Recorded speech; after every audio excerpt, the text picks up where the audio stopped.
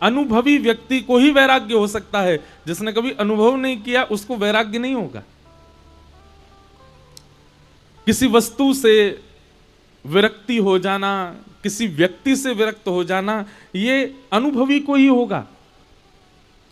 दूध का जला छाछ भी फूंक फूंक के पीता है, ऐसी कहावत है। छाछ क्यों फूंक के पी रहा है? क्योंकि दूध का जला है, अनुभवी है। वैराग्य अनुभवी को आता है। तो ये इतने प्रश्न आते हैं तो हमको अच्छा लगता है कि आप सबकी जिज्ञासा है, पर हम एक हैं, मुख भी एक ही है, प्रश्न आपके हजार हैं।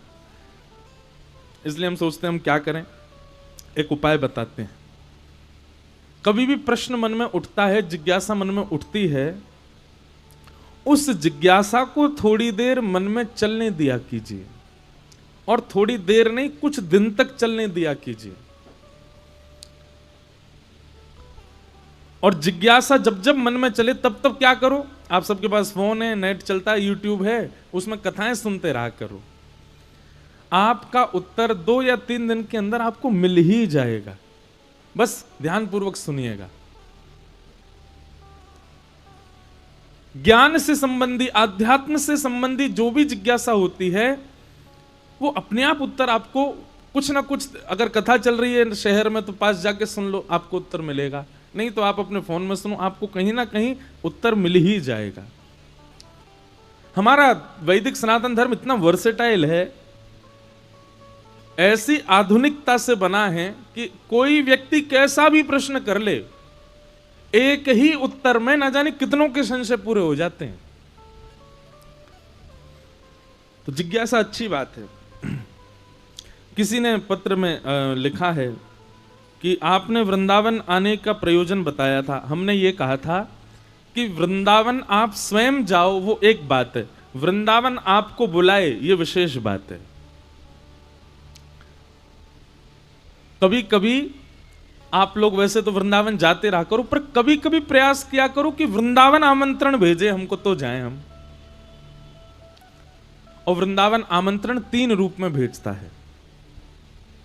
जिनका ये प्रश्न है, जिनकी ये जिज्ञासा है, उनका ये कहना है कि आपने 3 बात कही है कि वृंदावन जब आमंत्रण करता है तो 3 चीज होती हैं। पहला, स्वप्न में ब्रज का या ब्रज के ठाकुर का या वैष्णवों का दर्शन। बहुत ध्यानपूर्वक सुनिएगा सब लोग। सबसे पहले वृंदावन यदि आपको बुला रहा है तो आपको स्वप्न में वृंदावन या वृंदावन के निधि या वृंदावन के वैष्णवों का अनुभव होने लग जाए, समझ जाओ वृंदावन बुला रहा है। दूसरा हमने, आपने लिखा है कि दूसरा आपने कहा कि ब्रजवासी घर आए। घर आने को नहीं कहा हमने ये कहा था कि ब्रजवासी आपके शहर में आ जाए, तो समझ जाओ कि ये दूसरा संकेत है, ठाकुर जी बुला रहे हैं। जितने ने ताली बजाई वो हमको पता है क्यों बजाई। आपने यूं बजाई कि हम आ गए कानपुर, तो मतलब श्री जी बुला रहे हैं। अरे सुनो, बात तो सुनो पहले। लेकिन केवल एक ब्रजवासी के नगर में आने मात्र से निमंत्रण नहीं माना जाएगा। स्वप्न में वृंदावन दिखा हो, स्वप्न में श्री जी का अनुग्रह हुआ हो, स्वप्न में बरसाना, गोवर्धन, वृंदावन, नंदगांव आदि 84 कोस का कोई गांव दिखा हो, सबसे पहले स्वप्न दर्शन होना चाहिए। उसके बाद नगर में कोई ब्रजवासी आ जाए तो समझ जाओ कि श्री जी बुला रही हैं। और तीसरा, ब्रज से कोई प्रसाद लावे, ब्रज से कोई आवे और वो इतना प्रसाद लावे आपके घर ही भिजवा दे, बोले लो महाराज बिहारी जी का प्रसाद भिजवा रहे हैं। ये 3 संकेत यदि आपके यहां हो जाएं तो तीसरा संकेत होते ही आपको वृंदावन भागना है। क्यों? क्योंकि वृंदावन बुला रहा है, श्री जी बुला रही हैं, ठाकुर जी बुला रहे हैं, यमुना जी बुला रही हैं। ये 3 संकेत हमने बताए थे। तो आपका ये कहना था कि आप हमारे शहर में आए हैं तो क्या अब हम वृंदावन जा सकते हैं? बिल्कुल जाओ। 3 यदि है, वैसे देखो जाओ खूब वृंदावन, कोई वो नहीं, पर एक हमारा भक्ति भाव है। वृंदावन हमको बुलाए तो हम जाएं, तो मन में ये भाव लेके जाएंगे श्री जी बुला रही हैं, ठाकुर जी बुला रहे हैं। अच्छा, एक बात और, कहीं ये 3 संकेत पूरे हो जाएं तो आप ऐसा भाव रख के मत जाइएगा मन में कि तो फिर वृंदावन में बहुत सम्मान होगा, वृंदावन में बहुत अच्छे वाले दर्शन होंगे, वृंदावन में खूब बढ़िया प्रसाद मिलेगा, वृंदावन में बंदर हमारा चश्मा लेके नहीं भागेगा। क्यों? क्योंकि वृंदावन ने बुलाया। ये सब एक्सपेक्टेशंस लेके मत जाना कि बहुत सम्मान होगा। कुछ भी हो सकता है, जरूरी नहीं है। वृंदावन ने बुलाया है तो हो सकता है कि वृंदावन जाते ही कुछ ना कुछ भी हो सकता है। तो कहीं ऐसा, क्योंकि एक बार एक व्यक्ति आया वृंदावन, तो जैसे ही वो हमसे मिलने आया तो 2 लोग उसको पकड़ के ला रहे थे। मैंने क्या हो गया? बोले महाराज जी आपने कहा था 3 बात हो जाए तो वृंदावन आना। मैंने कहा अच्छा। बोले स्वप्न में एक दिन हमको ब्रजवासी दिख गए, फिर उसके अगले दिन हमारे नगर में एक कथा हो रही, ब्रज के व्यास जी आ गए। तीसरे दिन बोले कि एक ब्रजवासी ब्रज के दर्शन करके आए थे, एक व्यक्ति, उन्होंने प्रसाद भिजवाया, तभी हमने आपकी कथा सुनी तो हमको लगा कि वृंदावन जाना है। मैंने कहा तो बोले आज सुबह ही वृंदावन पहुंचा महाराज जी, और आते ही जैसे ही वृंदावन की परिक्रमा लगाने के ऐसी जोर की ठोकर लगी, हमका तो पैर ही हमारा टूट गया, फ्रैक्चर हो गया अंगूठा में। मैं तो आप किस लिए आए थे कि रबड़ी मिलेगी आपको वृंदावन, रसमलाई मिलेगी? मैंने कि लाला को तो स्वभाव है खेलना, वो तो ऐसे ही खेले। मैंने कहा मान सम्मान की भावना से वृंदावन कभी मत आना। सम्मानम कलयाति घोर गरलम नीचपमानम क्षुधा। हम तो ये कहते हैं भैया कि अगर बिहारी जी गए और गोसाई जी ने आपको आगे बुला करके 56 भोग दे दिए, माला पहना दी, दहली पूजन करवा दियो, इत्र लगवा दियो, आपसे खूब जोर की पूजा करवा दी, आपको लगेगा ओहो बिहारी जी मुझसे बहुत प्रसन्न है, मुझे सबसे आगे बुलाया। बिहारी जी प्रसन्न है कब जानो कि आप दौड़ते भागते भीड़ में, महाराज गर्मी में पसीना पसीना लथपथ है गए, बंदर चश्मा ले गयो, पर्स कहीं गिर गयो, पैसा सबरे बिखर गए, और वही समय दौड़ते भागते बिहारी जी जैसे ही पहुंचे, अंदर प्रवेश करते ही महाराज कपाट बंद है गए, दर्शन बंद। समझो बिहारी जी प्रसन्न है, खेल रहे हैं आपसे। भैया प्रीत की रीत बड़ी उल्टी है, प्रीत की रीत बड़ी उल्टी है। कौन पावे आको पार, प्रेम ने दिया की सदा उल्टी बहे धार। कौन पावे आको पार, प्रेम ने दिया की सदा। यदि आपसे श्री लाल जी प्रेम करते हैं तो आपको छेड़ते ही रहेंगे, आपसे खेलते ही रहेंगे, आपको परेशान करते ही रहेंगे। वृंदावन आकर के भी नेको परेशान नहीं है रहे हो तो यूं समझ जाओ आप प्रेम करते हो, ठाकुर जी अभी प्रेम ना करें। ठाकुर जी प्रेम करेंगे तो महाराज सोन नहीं देंगे, खान नहीं देंगे, बैठन नहीं देंगे, रुवाते ही रहेंगे। बस उसको अपसगुन मत मानिएगा। सब लोग बहुत ध्यान से कथा सुनो।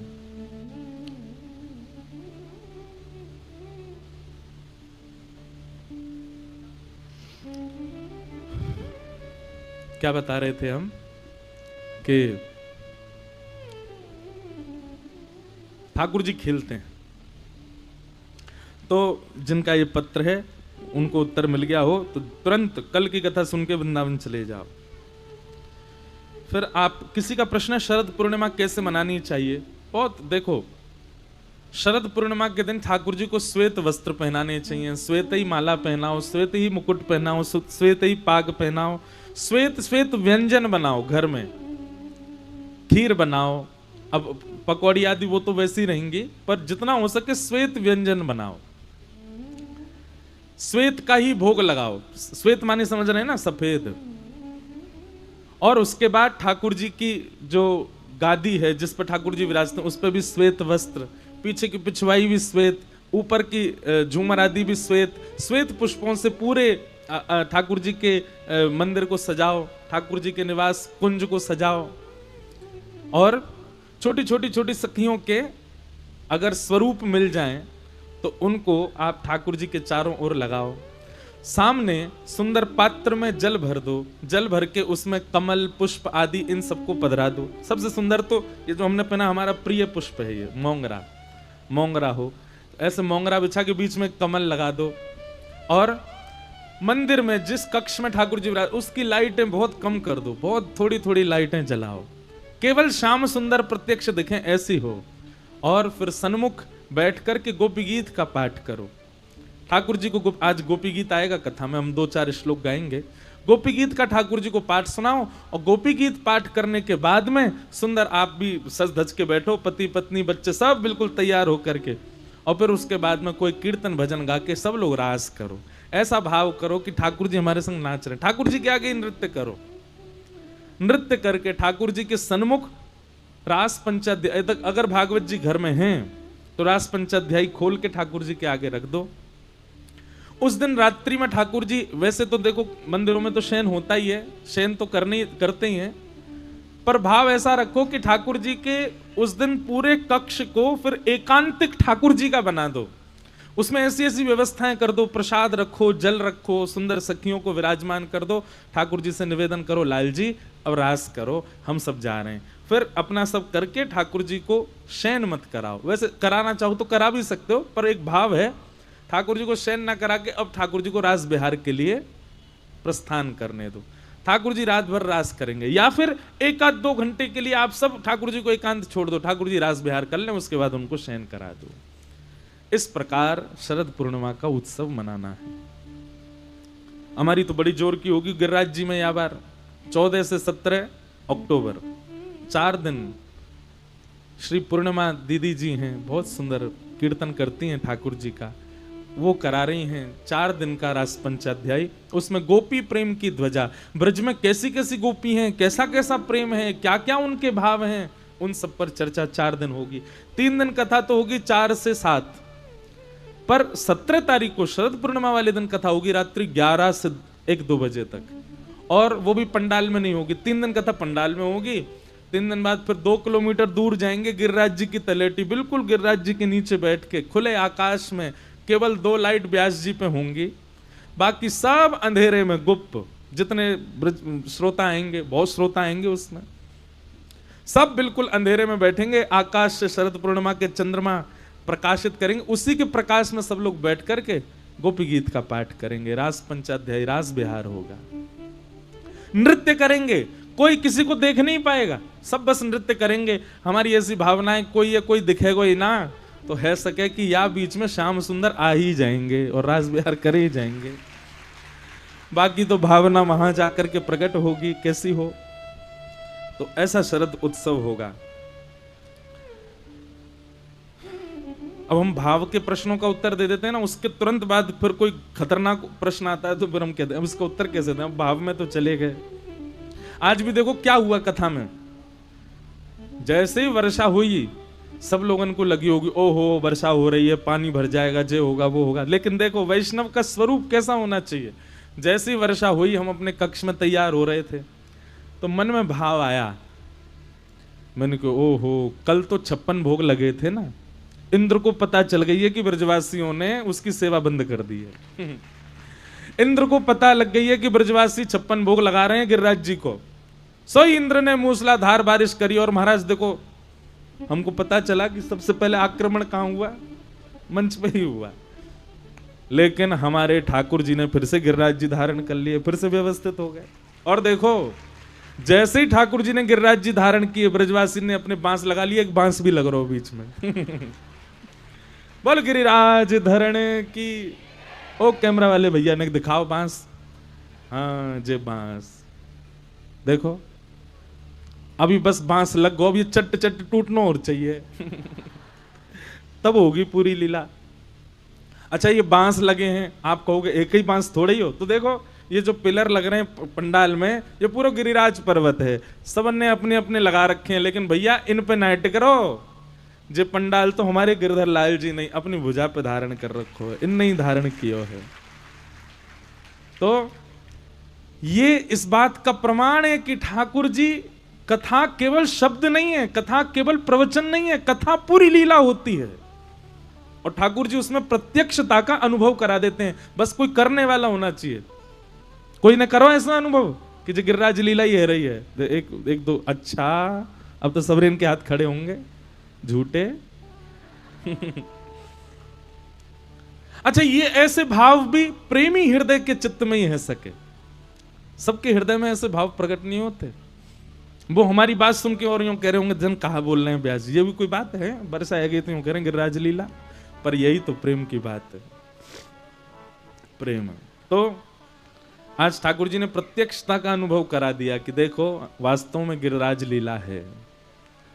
अच्छा होनी होती तो जोरदार रहती रहती, पर कथा थोड़ी बहुत देर बस अपनो जमा करके रंग और फिर विश्राम कर दो, नहीं अब कथा होएगी, कथा में सबको विघ्न नहीं हो, तो व्यवस्थित भी हो गया सब। तो ठाकुर जी प्रत्यक्ष हैं, इस बात का अनुभव कराते हैं। किन्हीं का ये प्रश्न है, अगर कोई दुर्घटना या कोई निश्चित कार्य होनी है तो फिर अनहोनी क्या है? भैया देखो, आपका ऐसा भाव है, होई सोई जो राम रची राखा, राम जी ने पहले से ही रचा हुआ है सबके जीवन में क्या होना है क्या नहीं होना, तो फिर अनहोनी क्यों कहते हैं? हम सब कुछ तो होना ही है। ये हम कहते हैं, हम आपस में सामाजिक वार्तालाप में कहते हैं ओहो ये तो अनहोनी है, पर वो अनहोनी नहीं है, वो होना ही था हमारे साथ में, वो होगा ही हमारे साथ में, ईश्वर द्वारा निर्धारित है होनी। अच्छा एक बात और सुनिएगा, मैं एक बात कथा में कहा करता हूं कि ठाकुर जी हमारी एक एक क्षण की क्रिया पर ध्यान नहीं देते। एक हमने बात बोली बहुत वायरल भी होती है वो, कि इतना बड़ा ब्रह्मांड है, ठाकुर जी हम पर ध्यान दे के थोड़ी बैठे होंगे, अब इसको मुझे गिराना है, अब इसको मुझे खड़ा करना है, अब इसको खांसी होनी चाहिए, अब इसकी पत्नी इससे रूठेगी, इसके बच्चे इसके विपरीत। अच्छा भगवान पर और कोई काम नहीं है, पूरे दिन हम पे ही देखते रहेंगे? तो क्या करते हैं ठाकुर जी? ठाकुर जी व्यवस्था पूरी कर देते हैं। जैसे कि आपने बाजार से सब्जी ले आए, मसाले ले आए, व्यंजन ले आए, ला करके माता को घर में दे दिए, माता जी को घिया आ गया, तोरई आ गई, टमाटर आ गए, आलू आ गए, भिंडी आ गई, ये मसाले, लाल मिर्च आ गई, धनिया आ गया, आदि आदि जो भी होता है सब आपने ले जा करके दे दिया। सामग्री देना आपका काम था। अब सब्जी कैसे बनेगी कैसी नहीं बनेगी ये मां के हाथ में है। ठीक वैसे ही ठाकुर जी हमको व्यवस्था दे देते हैं, धन दे दिया, बुद्धि दे दी, नेत्र दे दी, नाक दे दी, जीव दे दी, हाथ दे दिए, पैर दे दिए, स्वभाव दे दिया, गुण अवगुण दोनों हमारे सामने कर दिए। अब उस पर क्या करना है क्या बनाना है ये हमारे ऊपर निर्भर है। ठाकुर जी व्यवस्था करते हैं, भैया बालकों बैठ जाओ, बैठ जाओ, छोटी सी लाली है वह बाहर घुमा लाओ, जाओ। समझ में आई बात? भगवान ने पुलस्त्य ऋषि के खानदान में भेजा किसको? रावण को। पुलस्त्य ऋषि सामान्य नहीं थे, देवता भी नतमस्तक रहते थे पुलस्त्य ऋषि के आगे। ब्राह्मण कुल में भेजा, सारस्वत वंशी ब्राह्मण था रावण। करोड़ों की, खरबों की, अरबों की संपत्ति का उसको स्वामी बना दिया, सोने की लंका में रहता था, मंदोदरी जैसी सुपात्र पत्नी दे दी, लोगों को एक सिर मिलते हैं उसको 10 सिर दे दे। व्यवस्थाओं में कोई कमी नहीं छोड़ी भगवान ने रावण की में, लेकिन उन व्यवस्थाओं का दुरुपयोग किया। उस दुरुपयोग का परिणाम आज भी लाखों वर्षों से रावण का पुतला जलता है दशहरा मैदान में। ठाकुर जी व्यवस्था दे देते हैं, ठाकुर जी आपको सब कुछ आपके सामने धर देते हैं। अब ये है, इतना है, किसी को सीमित देते हैं, किसी को ज्यादा देते हैं। अब इस पर तुम क्या बना सकते हो ये तुम्हारे ऊपर है। समझ में आई बात? ऐसा है। तो इसलिए अनहोनी कुछ नहीं है, सब होना ही है। हमारी भाषा में अनहोनी शब्द होता है। फिर ये प्रश्न है, अब ये हमको समझ में कम आया, इसको बाद में बोलेंगे। फिर किसी का भाव है कि अंतर्मुखी कैसे बने? अंतर्मुखी कैसे बने? हम अपने छोटे से छोटा और बड़े से बड़ा अनुभव भी अपने शरीर के सबसे करीबी संबंधी को भी ना बताएं, ऐसा कैसे हो? आप बाहिर्मुखी कब होते हो? जब आपके अंदर यह भाव होता है कि आप कुछ हो, आप में कोई गुण है, इसलिए आप बाह्यमुखी होते हो। सदैव यह मानना कि जो भी मेरे पास है, जैसा भी मैं हूं, जो भी कुछ है, ये सब ठाकुर जी की कृपा से है, आप अपने आप अंतर्मुखी हो जाओगे। और दूसरी बात, जब आपकी संगत जो होती है, जिनके पास आप उठते बैठते खाते पीते हो, जब वे शुद्ध होते हैं, वे पवित्र होते हैं, वे सत्संगी होते हैं, तो उनके मध्य बैठने से अंतर्मुखिता आती चली जाती है। समझ में आई बात? आप बाहिर्मुखी क्यों हो? कुछ भी करने के बाद तुरंत गा देते हो, ये मैंने किया, ये तो ऐसे हुआ, मैंने किया, मैं तो ऐसा हूं, मैं तो। एक तो ये मैं शब्द सबसे गंदा शब्द है। हम कथा में कहा करते हैं सतयुग का राक्षस, उसका नाम है हिरण्यकश्यप। नाम कितना बड़ा। त्रेता में नाम राक्षस का थोड़ा छोटा हो गया, क्या? रावण, 3 अक्षर का। द्वापर में राक्षस का नाम और छोटा हो गया, कंस, 2 शब्द का। कलयुग में और छोटा हो गया, 1 अक्षर का, क्या? मैं। ये मैं पना निकालिए अपने अंदर से। और एक बात सुनिए, जो नाम जप करते हैं, उर्दपुंड लगाते हैं, कंठी पहनते हैं, वैष्णव भेष में रहते हैं, वृंदावन आते जाते रहते हैं, उनमें तो मैं पना होना ही नहीं चाहिए। मैं नहीं, हम कुछ नहीं कर रहे हैं, सब ठाकुर जी की कृपा से। मैं नहीं, मेरा नहीं, यह तन किसी का है दिया, जो भी अपने पास है वह धन किसी का है दिया। देने वाले ने दिया वह भी दिया, किस शान से मेरा है यह लेने वाला कह उठा अभिमान से। पर मैं मेरा यह कहने वाला मन किसी का है दिया। मैं नहीं, मेरा नहीं, यह तन किसी का है दिया। हम एक बात कहते हैं, समझ में किसी को नहीं आई, ताली सबने बजाई। आई समझ में? सुना दो चलो हमको। सुनो अब एक बात, आप बाहिर्मुखी क्यों हो? क्योंकि आप खुद को कुछ समझते हो। मैं कुछ हूं, 30 मार खा हूं मैं। तो फिर एक काम कीजिए, आज ही अपने शरीर को आज्ञा कीजिए, ए शरीर, तुझको मैंने इतना घी खिलाया, तुझको मैंने कौन सा हलवाई, ठग्गू हलवाई है कानपुर का, ऐसा कोई सगा नहीं जिसको हमने, बस सारे कानपुर वाले तो ऐसे नहीं है। हमने तुझको उसके लड्डू खिलाए, तेने जब जो मांगा वो सब हमने तुझको दिया। ए शरीर, इतने वर्षों से हम तेरी सेवा कर रहे हैं, अब इसके बदले तू हमको ये दे, हम जो कहें तू वो कर। कल से तेरी दाढ़ी नहीं निकलनी चाहिए, तू बिल्कुल सुंदर बना रहे। और सुन, हम कोई वर्कआउट नहीं करेंगे, तू अपने आप पतला हो जा। और सुन, ये वृद्धावस्था, कभी बाल सफेद हो रहे हैं, दाढ़ी सफेद हो रही है, कान से सुनना बंद हो रहा है, आंखों से दिखना बंद हो रहा है, नंबर चढ़ रहा है, ये सब नहीं चलेगा। हमने तेरी बहुत सेवा करी, हमारी बात मान। अब से तू बूढ़ा नहीं होगा, तू सदा युवा बना रहे। आपका शरीर आपकी मानेगा? नहीं मान सकता। वो वही करेगा जो उसको करना है, जो उसकी गति है। तो फिर अभिमान किस बात का करते हो आप? आपका खुद का शरीर आपके वश में नहीं है, तो फिर अभिमान क्यों? किस चीज का अभिमान है? जिस दिन आपके मन में यह भाव आ गया कि भाई ये सब संसार मेरा जीवन और मैं खुद सब ठाकुर जी की कठपुतली है, हम कठपुतली तेरे हाथ की, उसी दिन आपके अंदर अंतर्मुखता आ जाएगी। हम कभी कथा करके ये विचार नहीं करते, हम अपनी बात कह रहे हैं कि मेरी कथा से ये हो रहा है। सुबह इतने बालक आते हैं, कोई किसी के नेत्रों में आंसू होते हैं, कोई कुछ बना के लाता है, कोई कुछ करके लाता है। हम हर क्षण अपने मन में ये विचार करते हैं कि अरे अपना नाम लेके, अरे इंद्रेश तू इस योग्य है, तेरे में योग्यता है कि तू ऐसा कुछ कर सके? नहीं, ये सब हमारे लाल जी करा रहे हैं, सब ठाकुर जी कर रहे हैं। अपने आप अंतर्मुखता आती चली जाती। जब आप स्वयं को कुछ मानते हैं, समझते हैं, तो ही आप बाहिर्मुखी बहुत हो जाते हैं। इसलिए सबसे पहले तो ये, और दूसरा बहुत सत्संग करो, जितना हो सके मौन रहो, श्रवण ज्यादा करो। जैसे आप बाहिर्मुखी कब होते हो? जब बोलते बहुत हो। एक बात याद रखिएगा, बहुत बोलने वाले व्यक्ति के जीव में 2 अवगुण आ जाते हैं।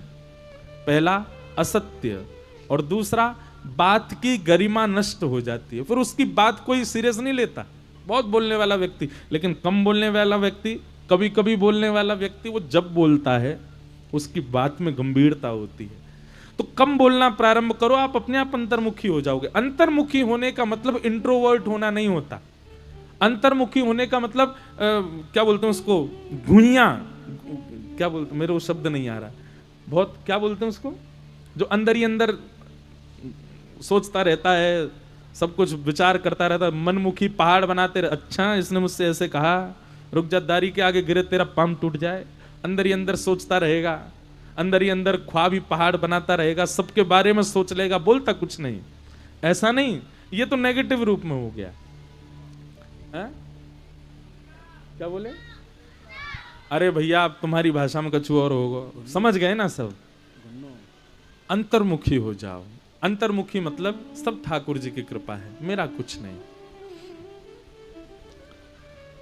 फिर आपका यह भाव है कि भक्त में सरलता प्रधान लक्षण देखा है, किंतु मैं सरलता सबसे कठिनता से ही आ सकती है। मुझे ऐसा लगता है भक्त भोंदू के प्रसंग में आपने बताया हरि कथा से सरलता प्राप्त होती है। निश्चित ही ये जो हमने बात बताई, अंतर्मुखी आप हो जाओगे, अपने आप ही आपके अंदर सरलता आ जाएगी, आप सहज हो जाओगे। फिर किसी का भाव है क्या हमें चलते फिरते तुलसी माला पर नाम जप करना चाहिए? मंत्र जाप आप नहीं कर सकते, नाम जप आप कर सकते हो।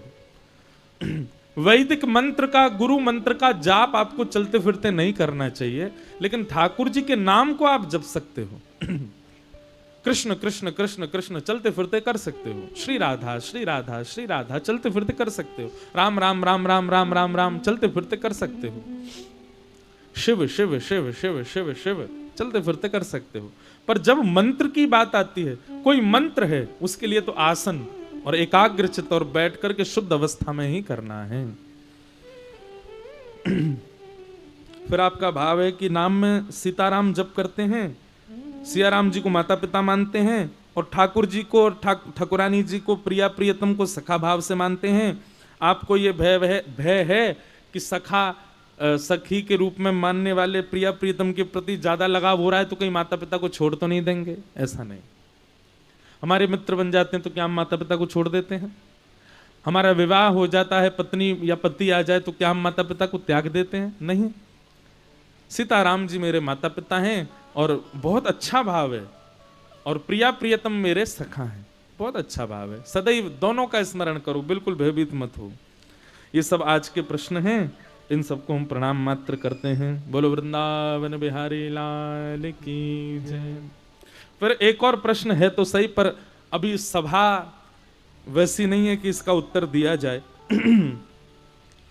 आपने बिहारी जी और राधा वल्लभ जी की सेवा में गादी सेवा क्या है उसका विस्तार, और श्री हितरवंश महाप्रभु स्वामी श्री हरदास जी के सहचरी भाव के बारे में पूछा, तो इसके लिए हम भैया भक्तमाल जी अभी करके आए हैं जयपुर में, आप वो कथा सुनिए। वहां सहचरी भाव का अलग रूप बताया। सहचरी और अंतरंग प्रेम की चर्चा का एक अलग विषय है, वो एक अलग प्रकार की सभा में कहा जाता है।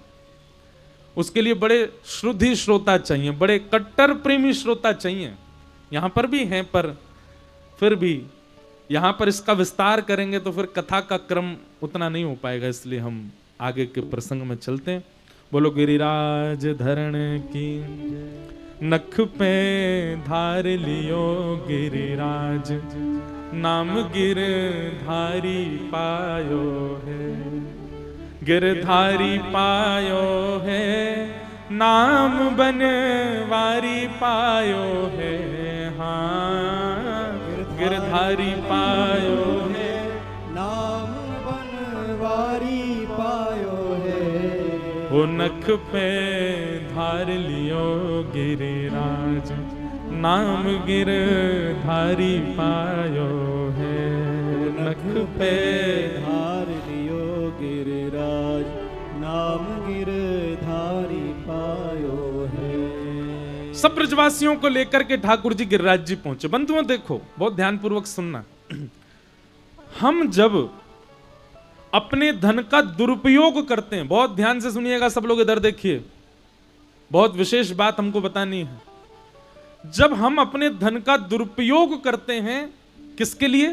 पुण्यों की प्राप्ति के लिए, भक्ति के नाम पर, आडंबर के नाम पर, दुनिया भर के यत्नों के नाम पर और तंत्र मंत्र के नाम पर ठाकुर जी को बहुत पीड़ा होती है। ठाकुर जी कहते हैं जाए मुंह पे भरोसा ही ना है, जाए मेरी करनी पे भरोसा ना है, लगो भयो दुनिया भर के यत्न को करवे में। आप कहेंगे महाराज जी जिसके ऊपर बीतती है वो यही सोचता है कि मैं क्या क्या कर लूं। अरे जिसके ऊपर बीतती है वो केवल एक काम करे, थोड़ा धैर्य धारण करे। आपको डॉक्टर सुई लगा रहा है और आप मचलते जाओ, क्या होगा? लग जाएगी। लेकिन जब सुई लग रही हो तब क्या करो? ढीला छोड़ दो अपने शरीर को, बस उससे कहो हाँ ठीक, आराम से, कुछ पता ही नहीं चलेगा आपको। ठीक वैसे ही जीवन में जब बहुत विपत्तियां आती हैं तो बहुत विचलित मत हो जाइए। कभी यहां भाग रहे हैं, कभी वहां भाग रहे हैं। ये कलयुग पता है कैसा है? कलयुग देखता है कि किसी के व्यक्ति के जीवन में जब विचलनता आती है और वो जब तड़पता है ना, तो कलयुग को बड़ा आनंद आता है। वो और तड़पाता है, वो और ऐसा कुछ ना कुछ करता है कि आप और भयभीत हो जाओ। उस समय क्या करो, जैसे ही कोई विपत्ति जीवन में आई, आपके ऊपर, पत्नी के ऊपर, बच्चों के ऊपर, परिवार के ऊपर, उस समय धैर्य पूर्वक थोड़ा थोड़ा थोड़ा संयमित हो जाओ, थोड़े धैर्यवान हो जाओ। हाथ पैर मत मारो ज्यादा, नहीं तो और ज्यादा आप उस स्थिति को बिगाड़ दोगे। हमारी बात समझ में आ रही है ना? किसी ने बता दिया वहां चले जाओ, वहां भाग गए। किसी ने कह दिया उधर ये कर आओ, वहां वो कर आओ। किसी ने कहा चौराहे पे ये दीपक धर आओ, धर आए। सुबह सुबह उनको रोटी खिलाना शुरू करो। अच्छा, वैसे नहीं खिलाएंगे रोटी, पर जीवन में विपत्ति आ गई इसलिए खिलाने जा रहे हैं बेचारे को। सुबह सुबह गैयाओं को चारा डाल के आओ, तुम्हारे जीवन में जो हो जाएगा। अरे विपत्ति आपत्ति आने पर क्यों परोपकार के रूप में ये सब क्रिया करो ना। याद रखिएगा, हम ब्रजवासी, हमारी बात एक तो मान लीजिए, जब भी जीवन में विपत्तियां आएगी ही, सबके जीवन में आनी है, उस समय धैर्यवान हो जाओ। धैर्य पूर्वक बिल्कुल विचलित मत होइए और अपने एक इष्ट जिसकी आप आराधना करते आए हैं उस पर भरोसा रखो। विश्वास के साथ बस उन पर भरोसा रखो। नाथ, जो आप करोगे सब मंगल ही होगा। कुछ दिन की उस पीड़ा को धैर्यवंत होकर के सह लीजिए। कुछ दिन में ही यह इंडिकेशन मिल जाएगा कि भाई इस पे तो कोई प्रभाव पड़ा नहीं, अपने आप सब व्यवस्थित हो जाएगा। लेकिन अब व्यवस्थित होने में जो हम बहुत विचलित हो जाते हैं, ठाकुर जी को उससे बहुत पीड़ा होती है। और उससे ज्यादा पीड़ा होती है जब हम बार बार कुछ ना कुछ यत्न करते रहते हैं। हमारे धन का दुरुपयोग इन सब क्रियाओं में होना, टोटकाओं में होना, टोनाबाजी में होना, ये करो वो करो, ये करो ऐसा करो, इन सब से कुछ नहीं होगा। और एक बात हमारी सुनिएगा, इधर देखो, यहां देखो, इतने महंगे माइक लग रहे हैं, जे आवाज में वो नेक्स्ट सी लाली की आवाज भारी पड़ गई, बताओ। सब भाई को देखने लगे। कैसे हमारे अंदर धैर्य आए बताओ? हम धैर्य की बात कर रहे हैं।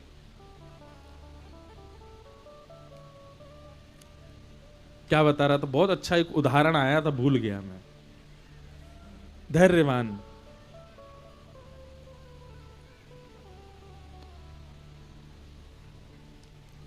कई लोग कह रहे होंगे पहले महाराज जी खुद तो एकाग्र है जाओ। हम तो एकाग्र ही हैं, पर आप हमारी स्थिति, हमारे मंच पर बैठ के देखो। कई लोग बोलते हैं व्यास जी के बड़े मजे हैं। एक दिन के लिए यहां बैठ करके प्रवचन करके देखो, आपके सामने 5000 लोग बैठे हों।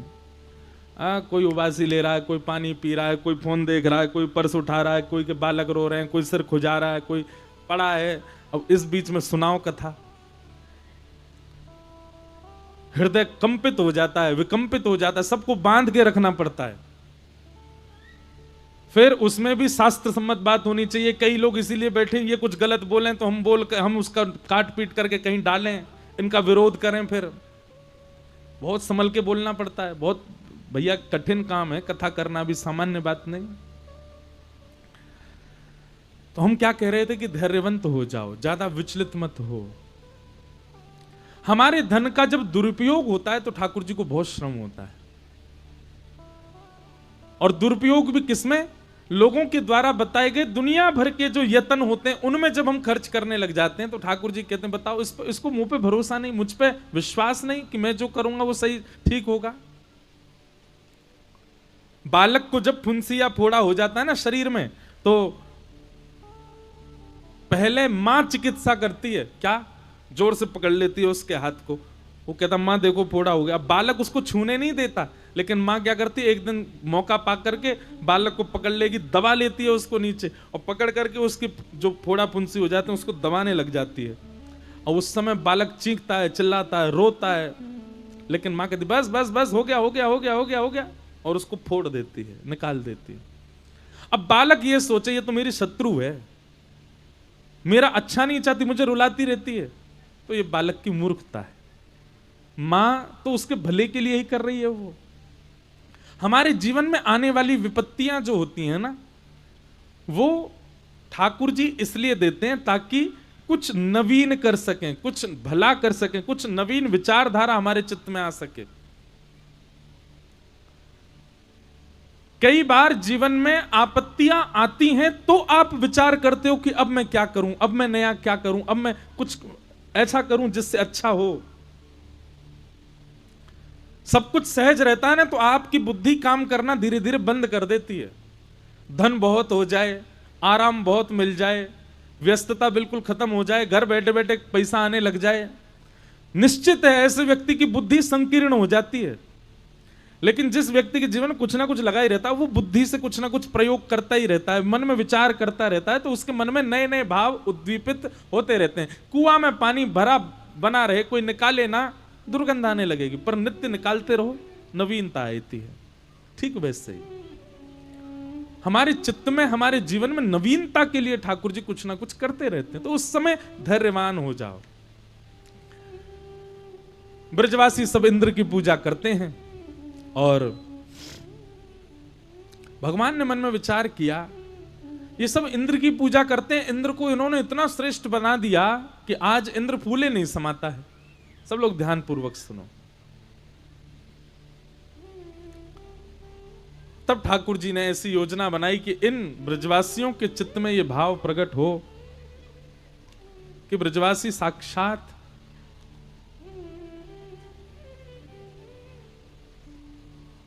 नारायण की आराधना करें, अपने धन का दुरुपयोग ना करें।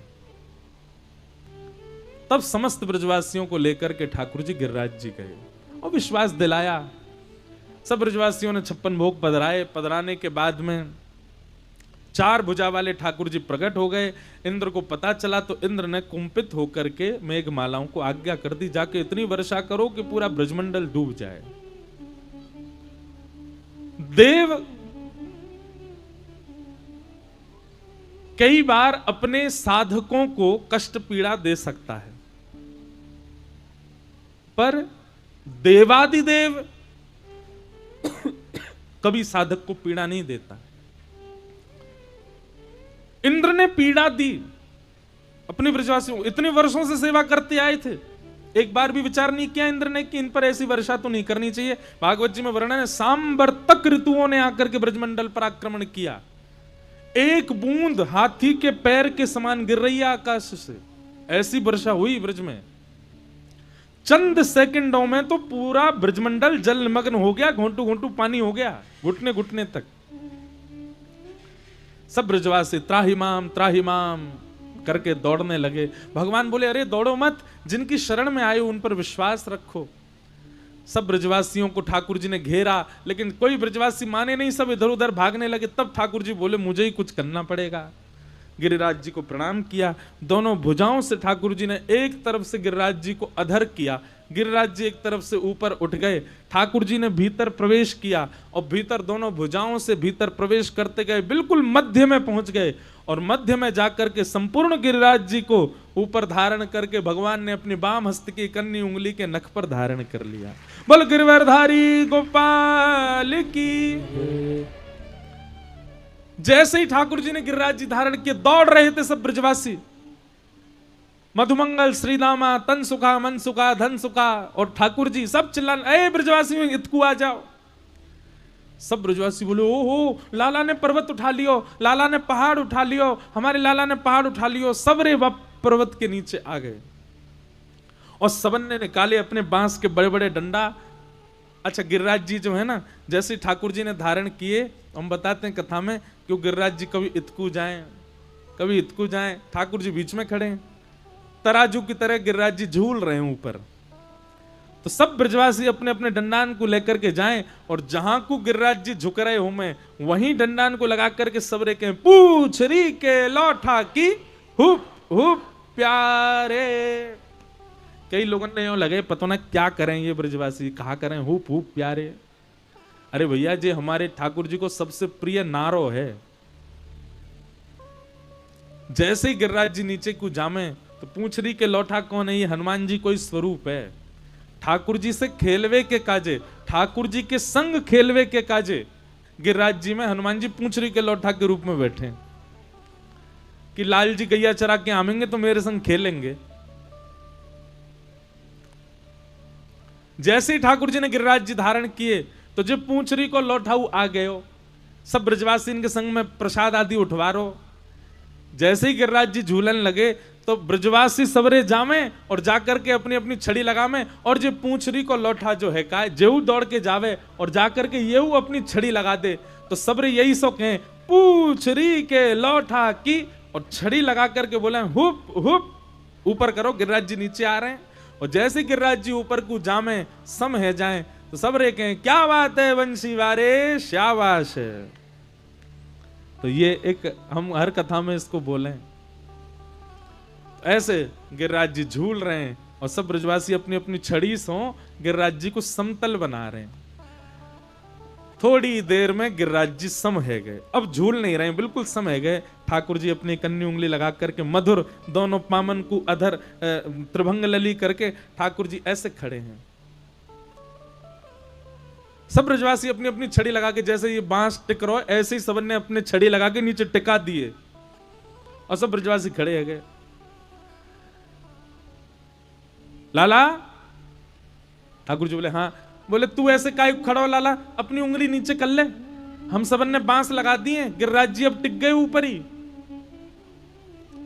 ठाकुर जी बोले हम बे, मैंने उंगली हटा ली, गिरिराज जी नीचे आ जाएंगे, सबरे चटनी बन जाओगे।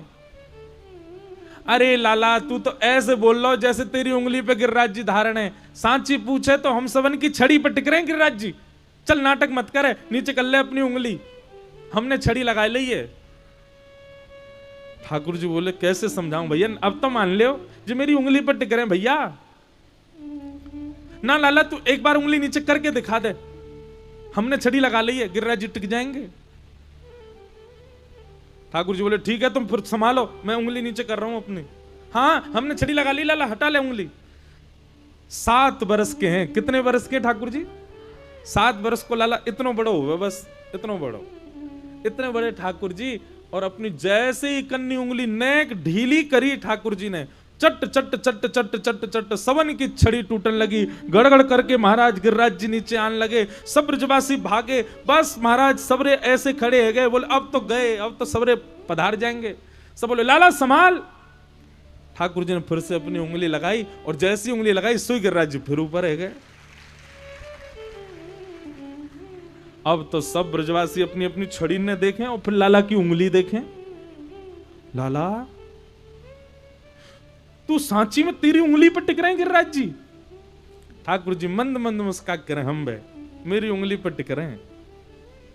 लाला जी कैसे धारण कर लियो, कैसे तेरी उंगली पे आ गए गिरिराज जी, और तेरी नेक सी उंगली पे ये गिरिराज जी कैसे टिक गए?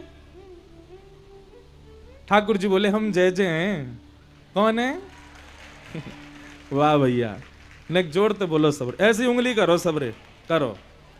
बाम हस्त की उठाइयो, सीधे हाथ की मत उठाइयो, सब बोलो हम जय जय हैं। अरे हम बेदारी क्यों जय जय हो, जय जय तो एक ही है, जय जय तो हमारो लाला है। बोल गिरधर गोपाल की। ठाकुर जी बोले हम जय जय हैं। सब ब्रजवासी बोले अरे लाला रुकियो रुकियो रुकियो, दोबारा बोलियो का है तू? ठाकुर जी बोले हम जय जय हैं। ब्रजवासी बोले ऐसो कहा कियो भैया तेने जो तू जय जय? ना ना तू बता दे तेने ऐसो कहा कियो जो तू जय जय? ठाकुर जी बोले कहा ना कियो मैंने। 6 दिना को पूतना आई मारवे के काज, कौन ने मारो वाको? मैंने मारो। 3 महीना को मैं सक्टासुर आयो, एक पाम ते उड़ाए दियो, मैंने मार दियो। 1 वर्ष को मैं तब तृणावर्त आयो, वाको वध कर दियो। जमुना जी में कालिया नाग रहते हो, वहां के ऊपर नृत्य करके भगाए दियो। अरे कहां तक गिनाऊं, ये सबरे मैंने ही किए। और आज जब ब्रज में विपत्ति आई तो मैंने अपनी बाम हस्त की कन्नी उंगली पे गिरिराज जी धारण कर लिए। या हमारे भैया मैं तो जय जय हूं। और सुने मैं अब इतना कह रहा हूं, मैं तो बचपन से ही कहता आ रहा हूं कि मैं जय जय हूं।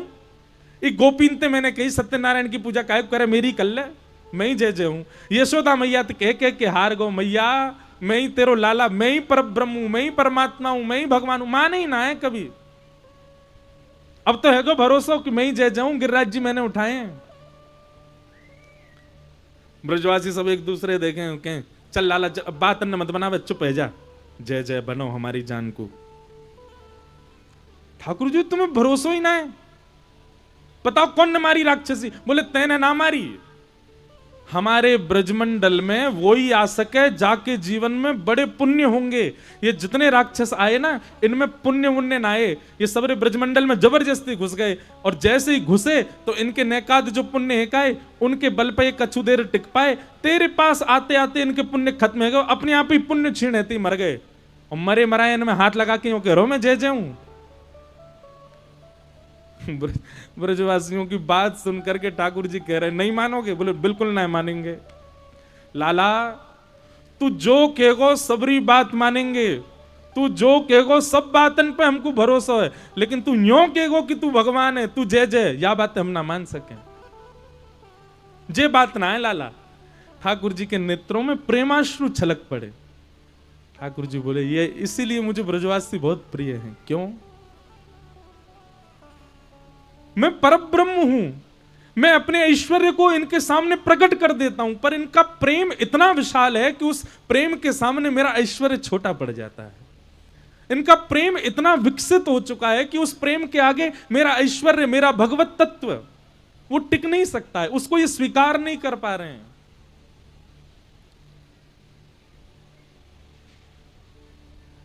ठाकुर जी के नेत्र सजल हो गए, और ठाकुर जी खड़े खड़े स्वीकार कर रहे हैं, अरे भैया नाराज मत हो, मैं मान मैं जय जय नहीं हूं। अरे भैया जी गिरिराज जी मैंने नाए उठाए हैं, लेकिन लाला ही टिक तो तेरी उंगली पे ही रहे। तू सांची बता तेने कौन सा टोटका कियो है? यशोदा मैया ने कोई कवच ववच पहना रखो तो है, तेने कोई बाबा बाबा मोड़ाते बात सुन करके कछु तो की हो बात, तुम्हें इतनी शक्ति आई है। ठाकुर जी बोले भैया मैंने कछु ना किया, ये सब आप ब्रजवासी को आशीर्वाद है, वही सो मैंने गिरिराज जी उठाए हैं। और हमारे ब्रज की बड़ी प्रसिद्ध पंक्ति ठाकुर जी अपने मुख से ठाकुर जी गा रहे हैं। कैसे उठाए मैंने गिरिराज जी? कछु माखन को बल बढ़ो, कछु गोपन करी सहाय, श्री राधे जू की कृपा सो मैंने गिरवर लियो उठाए। भैया 3 बल लगे हैं गिरिराज जी उठावे में। ब्रजवासी बोले कौन से 3 बल? बोल पहलो कछु माखन को बल बढ़ो, मैंने इतनो माखन खायो, आप सबन के घर ते चुरा चुरा के माखन खायो, आप सबन की मेहनत ते निकारो भयो माखन मैंने चोरी करके खायो, वही माखन से मुंह में बल आ गयो। पहलो। दूसरो कछु गोपन करी सहाय, इतने सारे गोप ग्वाल आप लोगों ने मेरी बड़ी सहायता करी भैया गिरिराज जी उठावे में। ब्रजवासी बोले लाला हम तो सहायता कर रहे, हम तो अपनी छड़ी ने ले लेके खड़े, पर छड़ी तो टूट गई, हम तो तेरी सहायता कर ना पाए, तो फिर तुम यूं क्यों करो हमने सहायता करी? ठाकुर जी बोले तुम बड़े सीधे हो। अरे भैया जैसे ही मैंने गिरिराज जी उठाए तब तक तो माखन को बल हो, वाके बाद आप सबरे आश्चर्यचकित है कि मेरी ओर देखने लगे, तो आप सबके भीतर से सबन की शक्ति निकल करके मुंह में आ गई और मैंने गिरिराज जी उठा लिए। ये अपलक नेत्रन से जो आप सब मुंह को देख रहे हो ना, आप सबन की नेत्रन से ही मुंह में शक्ति आती जा रही है, और वही से मैं गिरिराज जी उठा रहा हूं। ब्रजवासी ताली दे दे के हंसन लगे, ओ अब तो चली वारे नंद के लाला, अभी तक तो मक्खन चुराया करता, हमारी शक्ति चुराने लगो। तभी तो हम कहें आजकल कमजोरी क्यों आ रही है हमें, शक्ति चुरा ली है लाला ने। लाइयो रे छोरा सबरे 56 भोग के लेके आओ। और महाराज जैसे ठाकुर जी ने कही आप सबन की शक्ति से मैंने गिरिराज जी उठाए, ब्रजवासी लगन लगे सबरे 56 भोग पावे। नंद बाबा आके बोले अरे भैया तुम्हें नेक क्यों नहीं पड़ रही है, हैं? वो इंद्र इतना कोप कर रहा है, लाला गिरिराज जी धारण और तुम सबरे जम रहे हो। अरे कोई समय होए करे प्रसाद पावे को। अरे बाबा तू ना जाने जे तेरे नेक से लाला ने हमारी शक्ति चुरा ली है, हम सबन की शक्ति ले ली, वही से गिरिराज जी उठाए। अब हम खामेंगे, हम में शक्ति बनेगी, फिर हम लाला को देखेंगे, सो हमारी शक्ति लाला में चली जाएगी। या हमारे बाबा तू चुप रहे, हमें पान दे। ठाकुर जी बोले बाबा से, बाबा इनको पान दो सबन को। और सब ब्रजवासी पा रहे हैं, और पा करके महाराज बढ़िया कचौड़ी उड़ामे, जलेबी उड़ामे, मोहन थार उड़ामे, सब प्रेम से पामे, और पाकर फिर जाके लाल जी के आगे देखने लगे, वो लाला मोहन थार खा के आया हूं, तो कुछ देख रहा हूं, देसी घी की सबरी शक्ति तो में आ जाएगी। ठाकुर जी नाम ये देखते रहे, उठाऊं गिरिराज जी। ऐसे सब सीधे साधे भोले। मैंने भैया एक दिन कथा में कही, ठाकुर जी को प्राप्त करने में ज्ञानी पीछे छूट जाएगो, वैरागी पीछे छूट जाएगो, विरक्त पीछे छूट जाएगो। ठाकुर जी को पावे में सबते आगे रहेगो भोलो, सबते आगे रहेगो सीधो, सबते आगे रहेगो बोंदू। ब्रजवासी जैसे बन जाओ, सरल सहज। श्री राधे जू की कृपा से मैंने गिरिवर लियो उठा। भैया हमारे ब्रज को सबसे बड़ा उत्सव है, जन्माष्टमी तो बड़ा उत्सव, राधाष्टमी तो भी बड़ा उत्सव है, गोवर्धन पूजा। सब ब्रजवासी को 7 दिन 7 रात्रि तक नाच रहे हैं, गा रहे हैं, उत्सव मना रहे हैं, उछल उछल करके सब ब्रजवासी उत्सव कर रहे हैं, और ठाकुर जी मधुर एक ही मुद्रा में खड़े हैं, सब ब्रजवासी इनको सुख दे रहे हैं। भैया रसिक जन तो ऐसो भी कहें कि इंद्र को तो 7 मिनट में ही पता चल गई, ठाकुर जी ने जैसे गिरिराज जी उठाए, इंद्र को पता चल गई कि ये तो भगवान है। अरे इतना बड़ा पर्वत कैसे उठा सके कोई बालक? तो फिर बोले इंद्र ने वर्षा धीमी करनी चाहिए, पर तभी ठाकुर जी ने कही, ये सब ब्रजवासी इतना प्रेम भर के मुंह को देख रहे हैं, ये सब ब्रजवासी घेर के मेरे आसपास खड़े हैं, अरे इंद्र तो पे जितनो भंडार हो उतना लुटाए दे, ये सब ब्रजवासी मेरे समीप रहे आएंगे। तब इंद्र ने 7 दिन 7 रात्रि तक वर्षा की, ताकि क्यों? ठाकुर जी की आज्ञा है गई है कि ये सब ब्रजवासी मेरे समीप खड़े रहेंगे, ये सब ब्रजवासी मुंह को देखते रहेंगे। एक बात कहें, ठाकुर जी को वैष्णवन को देखना बहुत अच्छा लगे। आप लोग जब ठाकुर जी का दर्शन करने जाते हैं ना, ठाकुर जी को बहुत अच्छा लगता है जब कोई उनका दर्शन करने आता है। पर कई लोगों को मैंने देखा है, वो जाएंगे प्रणाम करके निकल गए। अरे ऐसे दर्शन थोड़ी होते हैं। हाँ ठीक है, भीड़ बहुत ज्यादा है, जाए आपको कह दिया जाए कि चलो चलो, बात अलग है, पर दर्शन कैसे होने चाहिए? एक एक छवि ठाकुर जी की आपके नेत्रन में बस जाए, एक एक श्रृंगार स्पष्ट आपको याद रहे, कैसे लग रहे हैं आज ठाकुर जी, वो है श्रृंगार। नेत्रन में धारण करके ठाकुर जी को विराजमान कर लो, और वही छवि को फिर बाहर आकर के देखते रहो, चिंतन करते रहो। दूसरी बात, ठाकुर जी के सामने जब भी जाओ, अब देखो लोग प्रसाद लेके क्यों जाते हैं, माला लेके क्यों जाते हैं, इसके पीछे कारण पता है? उनको प्रसन्न करने के लिए, ठाकुर जी को खुश करने के लिए लेके जाते हैं। पर एक बात बताओ, आपको भी पता है कि आपसे आगे 1000 वैष्णव हैं, और उन सबन के हाथ में भी प्रसाद है, उन सबन के हाथ में वो माला है, तो एक ही चीज से ठाकुर जी कितनों प्रसन्न होंगे। कछु ऐसा लेके जाओ जो कोई नहीं लेके जा रहा है। वहां में सबसे बढ़िया पता कहा है, कछु मत लेके जाओ, ठाकुर जी के सामने जाओ, और ठाकुर जी तो जाके बस यूं को, लाला तो पे तो सब कछु है, तुम पे तो सब है, कोई जरूरत तो है ना है तुम्हें। अपने हृदय के कछु भाव सुनाया, और भीड़ बहुत ज्यादा है तो दर्शन करके आओ, बाहर खड़े खड़े सुना दो, ठाकुर जी के कान खूब बड़े हैं, सुन लेंगे। और हमें तो एक बहुत बढ़िया लगे भैया, ठाकुर जी के आगे जाओ और ऐसा कछु करके आओ जैसे ठाकुर जी हंसें, ठाकुर जी को अच्छा लगे, ठाकुर जी मुस्कुरा जाएं, वो प्रसन्न हो जाएं। हमारे कई सारे वैष्णव सुबह भी आमे, उन सबन को देखो ऐसे चंदन वो ब्रज की रज यहाँ लगा लेंगे, यहाँ लगा करके यहाँ तक लगा लें। ये हमारी ब्रज की परंपरा, इतनो सारो चंदन काय को पोतले हैं। तो ऐसा भाव है कि ठाकुर जी के सामने हाउ बिलाऊ से बन के जाओ, तो का होएगा, ठाकुर जी देख के जोर से हंस जाएंगे, ओ देख के ऐसा बन के आए हो। ठाकुर जी को देख के नेक हंसी आ जाएगी। और यदि ठाकुर जी हमको देख के मुस्कुरा गए, सोचो ठाकुर जी किसी को देख के यदि मुस्कुरा जाएं तो वहां पे भैया त्रिभुवन वार दो, त्रिभुवन वारी वारी जावे वह व्यक्ति के, जहां पर ठाकुर जी मुस्कुरा जाएं। इसलिए कभी भी वृंदावन जाओ, कहीं दर्शन करवे जाओ, ऐसी कोई योजना बना करके जाओ। अब योजना भी हम नहीं बताएंगे भैया, हम तो बस आपको मार्ग बता रहे हैं, योजना खुद बनाओ। ऐसी कोई योजना बना करके जाओ कि ठाकुर जी आपको देख के प्रसन्न हो जाए, खुश हो जाए। हमको अवकाश तो नहीं मिला कानपुर में ज्यादा कहीं जाने का, और अभी मैंने कथाओं में कहीं भी जाना आना बहुत कम बंद कर दिया। हम सबको बुलाते हैं, सब आ जाओ। ये कम है कि हम अपने शहर से आपके शहर आ गए, और वहां में भी यूं है, हमारे घर आओ। अरे तुम्हारे शहर आ गए बस यही बहुत है, कथा सुन लो। लेकिन कानपुर में हम एक परिवार के यहाँ गए, ऐसा कोई नाम नहीं बोलेंगे। उनने क्या किया पता है? दुनिया में सब जगह जाते हैं तो सब जगह भोजन दे दे, प्रसाद दें, ये दो वो दो, ठाकुर महाराज जी आए हैं इनका स्वागत करो, पुष्प बरसाओ। एक परिवार में हम गए, उन्होंने खेल की व्यवस्था रखी। बोले महाराज जी आएंगे 5 मिनट खेल के जाएंगे। मैंने कहा ये बहुत बढ़िया, खिलाओ। ब्रजवासी आए उनको आकर के आनंद करा दो, वो प्रसन्न है जाएं। जब तक जाएं तब तक याद रखेंगे हो उनके यहाँ हम खेल के आए थे। रोज सुबह कानपुर वाले भी हमको ले जाते हैं मैदान में खिलाने। हार गए बेचारे, कानपुर हार गए हो, ब्रजमंडल जीत गए हो। 3 दिन को मैच भयो, 2 बार जीत गए। अच्छा वैसे हमारे संग एक फायदा और है, हम जब मैदान पे जाते हैं आधे तो हमारे पक्ष में ही आ जाते हैं, विपक्षी भी। अरे महाराज जी यार इनको आउट मत करो, इनसे छक्का पड़वाओ। ऐसा प्रेम भी मानो बहुत मुश्किलन से मिले।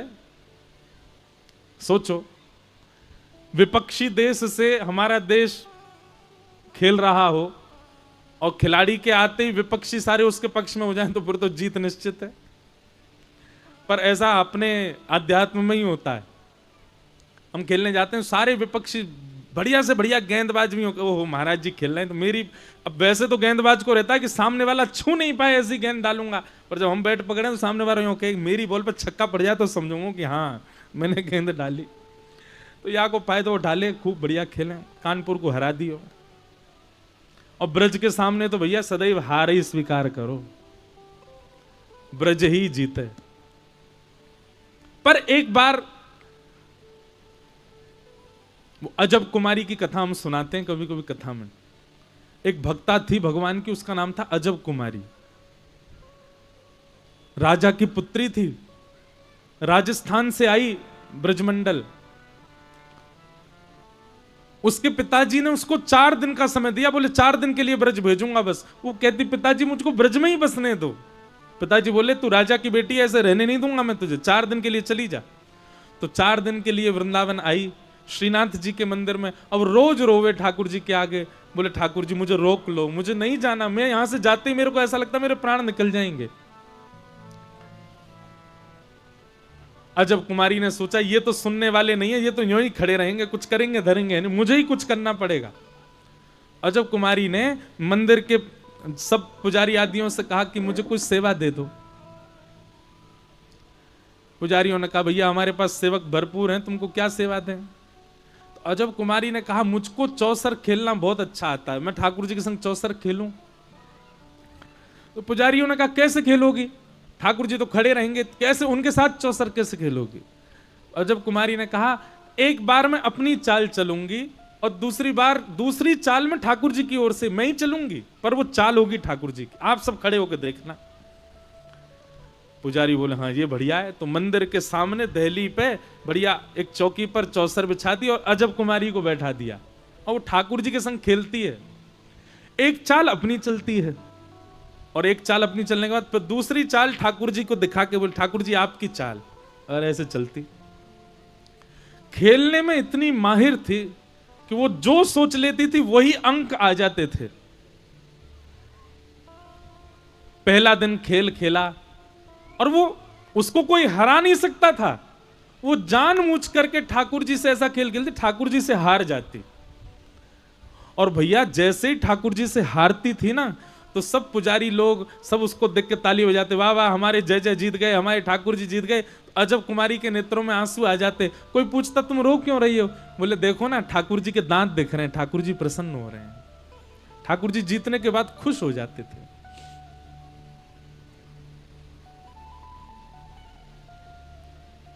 एक दिन अंतिम दिन था, आज अजब कुमारी को वापस जाना है।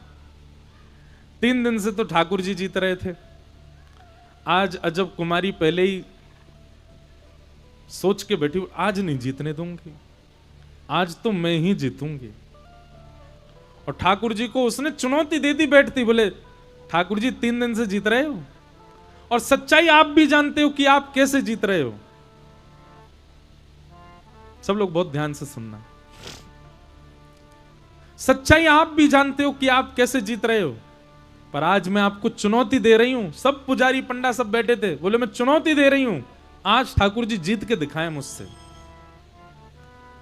और उसने ऐसे दांव खेले, ऐसे ऐसे ऐसे पासे डाले कि महाराज सामने खड़े श्रीनाथ जी के मुखमंडल पर प्रश्वेत के बिंदु, पसीना आ गया ठाकुर जी को। और अजब कुमारी जीतती जाए, ऐसी ऐसी चाल खेले, ठाकुर जी तो हार गए। हारने को बस अंतिम चाल बची थी, और इस अंतिम चाल में पता चल जाना था कौन जीतेगा कौन हारेगा। अजब कुमारी आज क्रोध में भर करके खेल रही है ठाकुर जी को हराने की, और ठाकुर जी हार ही रहे हैं। सबरे वस्त्र गीले हो गए पसीना से ठाकुर जी के, मंदिर में खड़े खड़े। अचानक से अजब कुमारी के नेत्र बंद हुए और ठाकुर जी उसके हृदय में प्रकट है गए, और प्रकट है के बोले एरी हरा के जाएगी का मोकू? ठाकुर जी बोले हाँ। अजब कुमारी बोली हाँ आज हराऊंगी आपको। ठाकुर जी बोले मेरी नाक कट जाएगी, सबरे पंडा पुजारी खड़े हैं, इन सबन के आगे मेरी नाक कट जाएगी। देख ले तू, देख तू खेल में बड़ी माहिर है, और मुकू पता 3 दिन तेने ही मुकू जिता, आज भी जिता दे। अजब कुमारी बोली एक शर्त। बोले क्या? जिता दूंगी, लेकिन उसके बाद मैं जो मांगूंगी वो देना पड़ेगा आपको। ठाकुर जी बोले दूंगो दूंगो दूंगो, तू पहले जिता दे मुझे। बोले नहीं नहीं, पहले वचन दो, जो मांगूंगी सो दोगे।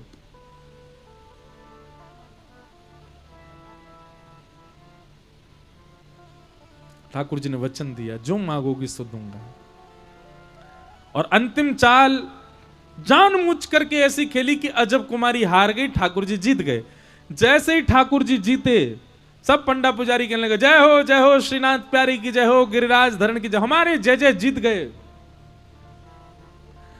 अजब कुमारी के नेत्रों में आंसू आ गए, अपलक नेत्रों से ठाकुर जी को देख रही है, और भुजा फैला करके कह रही अब दो, जो मैं मांगू सो दो। नेत्र बंद किए, ठाकुर जी पुनः प्रकट हो गए। बोले मांग ले, क्या चाहिए?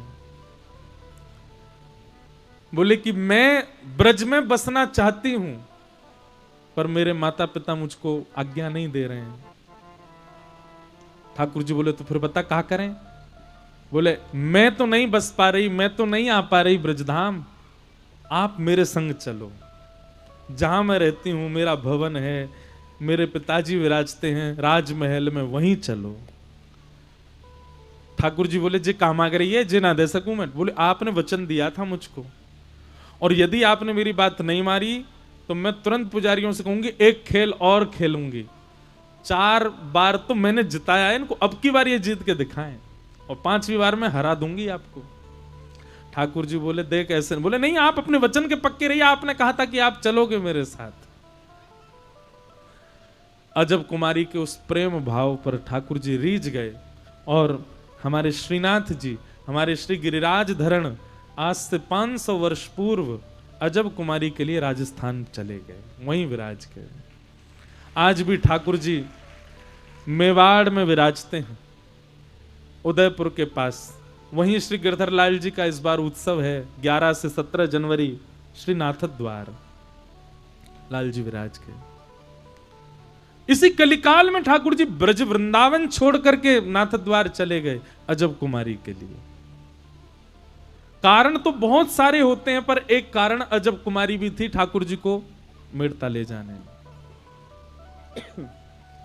तो भैया खेल में तो ठाकुर जी को ही विजय कराया जाता है। 7 दिन 7 रात्रि ठाकुर जी ने गिरिराज जी धारण करके रखे। 7 दिन बाद इंद्र ने आकर के क्षमा मांगी, भगवान ने गिरिराज जी को पुनः व्यवस्थित कर दिया।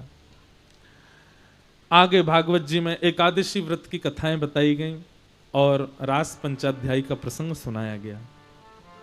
बहुत ध्यानपूर्वक सुनिएगा, विस्तार से तो हम 14 अक्टूबर से सुनाएंगे ब्रज की गोपियों के भाव, अभी सूक्ष्म में थोड़ा कह देते हैं।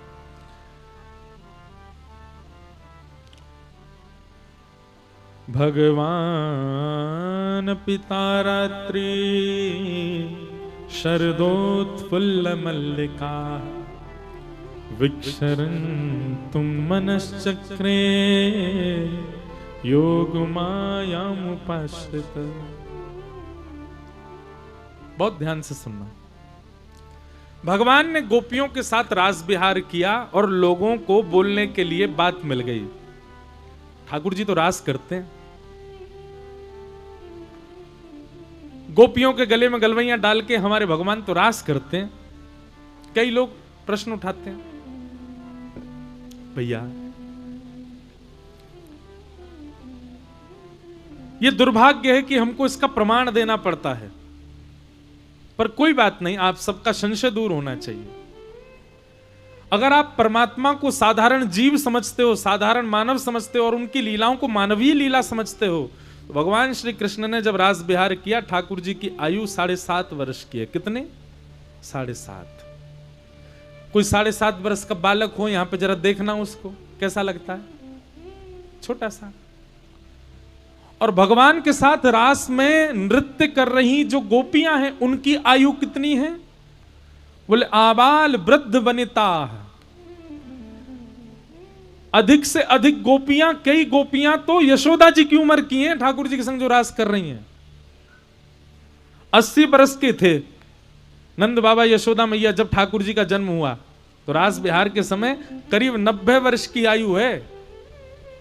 तो कई गोपियां तो 90 साल की हैं, कई गोपियां उससे भी बड़ी हैं, 100 वर्ष की भी गोपियां हैं। वृद्धा गोपियां भी हैं, ऐसी ऐसी गोपियां भी हैं रास विहार में जो 2 गोपियों का सहारा लेकर के आई हैं। ऐसी ऐसी गोपियां भी हैं जिनके दांत भी नहीं हैं, और ऐसी गोपी भी है जिसकी आयु केवल 6 वर्ष की है। अगर आयु का पैमाना आप देखो तो 6 वर्ष से लेकर के और 300, 400, 500 वर्ष तक की गोपियां हैं ठाकुर जी के संग रास विहार में। और जो भावना 6 वर्ष की गोपी की ठाकुर जी को देख करके, ठीक वही भावना 100-150 वर्ष की भगवान की मातृ तुल्य, भगवान की दादी तुल्य गोपी की भी वही भावना है, एक सी भावना। इसको आप काम लीला या संसारी लीला कैसे समझ सकते हो? 6 वर्ष की गोपी में कैसा भाव आता है ठाकुर जी को देख करके? अरे 6 वर्ष के बालक में उसको यह भी भेद नहीं पता होता स्त्री पुरुष कौन होते हैं। सब लोग सावधानी से कथा सुनिए।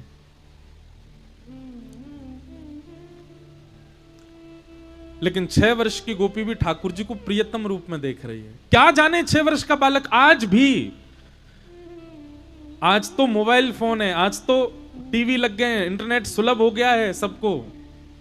आज भी बच्चे नहीं जानते 6 वर्ष की आयु के कि स्त्री पुरुष क्या होता है, दोनों के संबंध क्या होते हैं। और ठाकुर जी के प्रति, ठाकुर जी का जिसके प्रति मातृ भाव हो, दादी का भाव हो, उस आयु की गोपी भी है रास विहार में, उसके अंदर कैसे प्रियतम भाव आ सकता है ठाकुर जी को देख के? पर उसके चित्त में भी वही भाव है। ये काम लीला नहीं है, ये प्रेम लीला है। और ये गोपियां सब जानती हैं कि ये श्री कृष्ण सामान्य नहीं है, साक्षात पर ब्रह्म है, ये साक्षात आदि पुरुष हैं। इसीलिए सबके चित्त में ठाकुर जी प्रियतम रूप में है।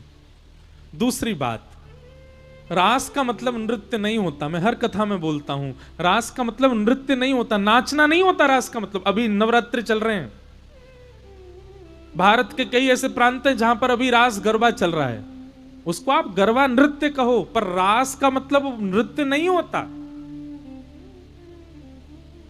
तो फिर रास का मतलब क्या है? सबसे पहले रस का मतलब समझो। रसो वैशः,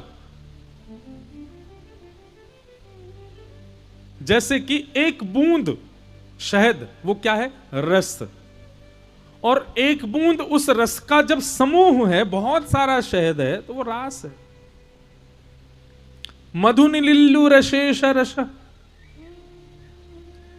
पर रास की परिभाषा और रस की परिभाषा आध्यात्म में अलग है, बहुत ध्यान से सुनिएगा। रस और रास क्या है? जब जीवात्मा भगवत मिलन के लिए कोई योजना बनाता है तो उसको रस कहते हैं। आप ठाकुर जी से मिलने के लिए वृंदावन जाते हो, आप ठाकुर जी से मिलने के लिए गिरिराज जी जाते हो, आप ठाकुर जी से मिलने के लिए कथा सुनते हो, तिलक लगाते हो, नाम जप करते हो, कंठी माला पहनते हो, वैष्णव पथ पर चलते हो, भक्ति पथ पर चलते हो, ये रस है। क्या है?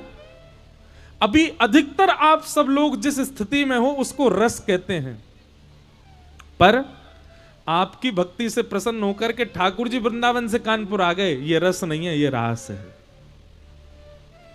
आपकी भक्ति से प्रसन्न होकर के ठाकुर जी आपके गले में गलवैयां डाल करके भोंदू की तरह घूम रहे हैं, ये रस नहीं है, ये रास है।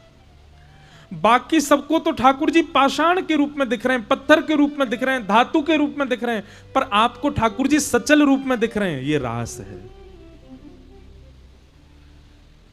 बाकी लोगों के द्वारा पधराए गए प्रसाद तो केवल यथावत रहते हैं, पर आपके द्वारा पधराया गया प्रसाद ठाकुर जी पा लेते हैं, ये रास है। समझ में आई बात? हम सब अभी किस स्थिति में? हम रस की स्थिति में हैं, पर यही रस जब अधिक हो जाएगा तो ठाकुर जी मूर्ति नहीं रहेंगे, ठाकुर जी पाषाण नहीं रहेंगे, ठाकुर जी वृंदावन या फिर एक सीमित स्थान में नहीं रहेंगे, जहां हम हैं वहीं ठाकुर जी आ जाएंगे। वही रास है, उसी को रास कहते हैं। धन्ना जाट की कथा मैं सुनाता हूं, भक्तमाल जी में कथा है, अब पूरी कथा नहीं, थोड़ा सा पाठ सुनाते हैं। धन्ना जाट रोज अपने ठाकुर जी के आगे प्रसाद की थाली रखते, छोटे से बालक धन्ना, और प्रसाद की थाली रख के ऐसे बैठ जाते, पाओ ठाकुर जी पाओ, अरे मेरी मैया ने बाजरे की रोटी बनाई, पाओ, चटनी बहुत बढ़िया ठाकुर जी पाओ।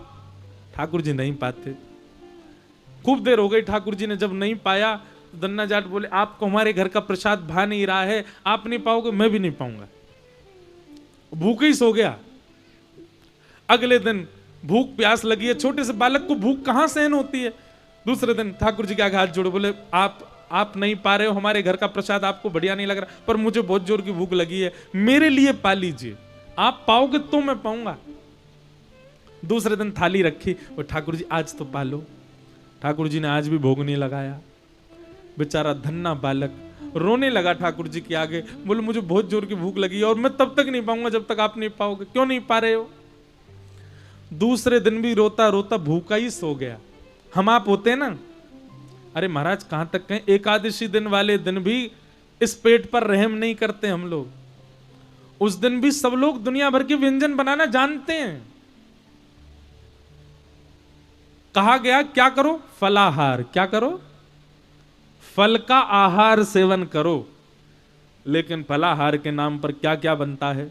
बाकी के दिन तो हमारी कैलोरी बढ़ती होगी 200, लेकिन एकादशी वाले दिन तो 1000 पार कर जाती होगी। इतना तेल पाते हैं, इतना घी में बना हुआ कुटू की पकौड़ी, कचौड़ी, खीर, ये वो। अभी नवरात्रि चल रहे हैं, फलाहार पाने के लिए आज्ञा दी गई है। वो महाराज सुबह से ही माताएं बहनें लग जाती हैं खाने पकाने में।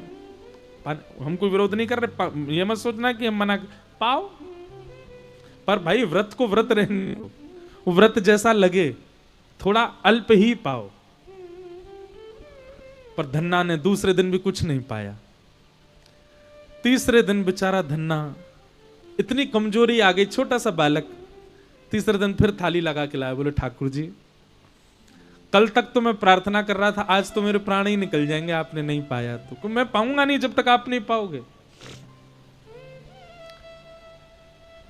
अच्छा पर्दा कर दूं, मेरे सामने बैठ के पाने में आपको दिक्कत है, लो रस्सी लाया, पर्दा कर दिया ठाकुर जी, अब पाओ।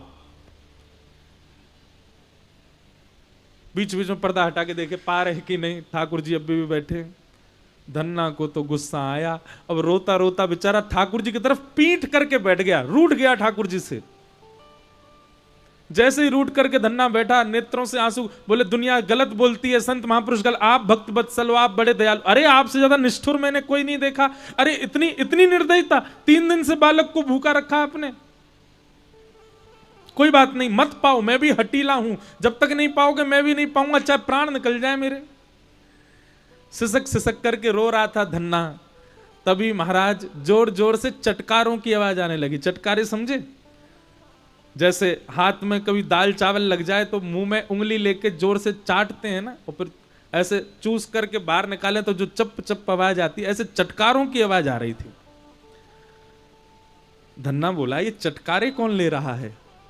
और जैसे ही पर्दा हटा करके देखा, नेक्स्ट से गोपाल जी के पूरे मुंह पे खीर लगी है, सबरे बर्तन में सब सामग्री फैल गई है और ठाकुर जी चटकारे ले ले करके पा रहे हैं। आहा, उस छवि को देख करके धन्ना प्रसन्न हो गया। ठाकुर जी ने अपने झूठे हाथ में लगी भाई सामग्री नेक उठाई और धन्ना की ओर के बोले जल्दी मुंह खोल पा, और धन्ना को पवाने लगे। ये क्या है? यही रास है। 3 दिन तक धन्ना जो स्थिति में था वो रस था, लेकिन उसकी स्थिति से ठाकुर जी प्रसन्न होकर के सचल हो गए। यही रास है। अब कभी हमारे साथ ऐसा हो जाए, सोच समझ करके मत करना इस क्रिया को। अब कथा में सुन गए तो पीछे पड़ जाओ अपने ठाकुर जी के। धन्ना के यहां पाए थे, हमारे यहां भी पाओ। धन्ना तो बेचारा सरल था, सहज था, सीधा था। बहुत कथाएं हैं। 2 सखियों की कथा है कि उन्होंने ठाकुर जी ऐसे लड्डू गोपाल ऐसे बैठे रहते हैं ना, ठाकुर जी को देख करके मन में सोचा बेचारे इनके हाथ पांव दर्द रह गए होंगे। उनने घी लिया और लेके ठाकुर जी के हाथ पांव बोले सीधे कर लो ठाकुर जी, आपके हाथ पांव थक गए होंगे।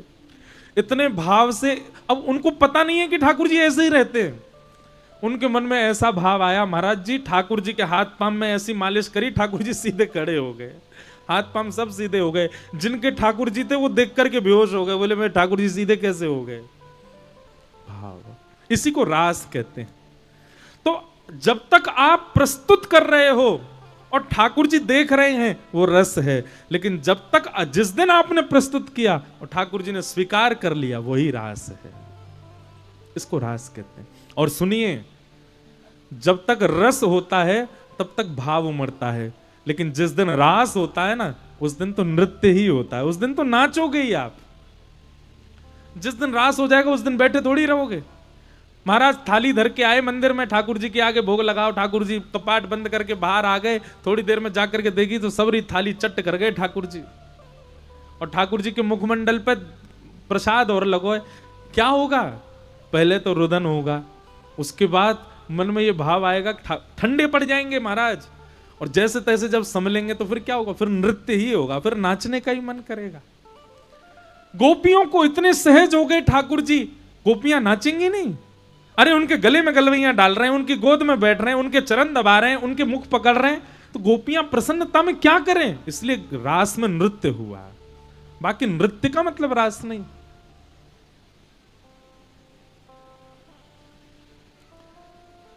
सब गोपियों को ठाकुर जी ने वेणु रव करके बुला लिया। सब गोपियां अर्धरात्रि में आ गईं, भगवान के सामने आकर के खड़ी हो गईं। हजारों लाखों गोपियों को देख करके ठाकुर जी ने सबसे पूछा अपने आने का कारण बताओ। भगवान परीक्षा लेने लगे।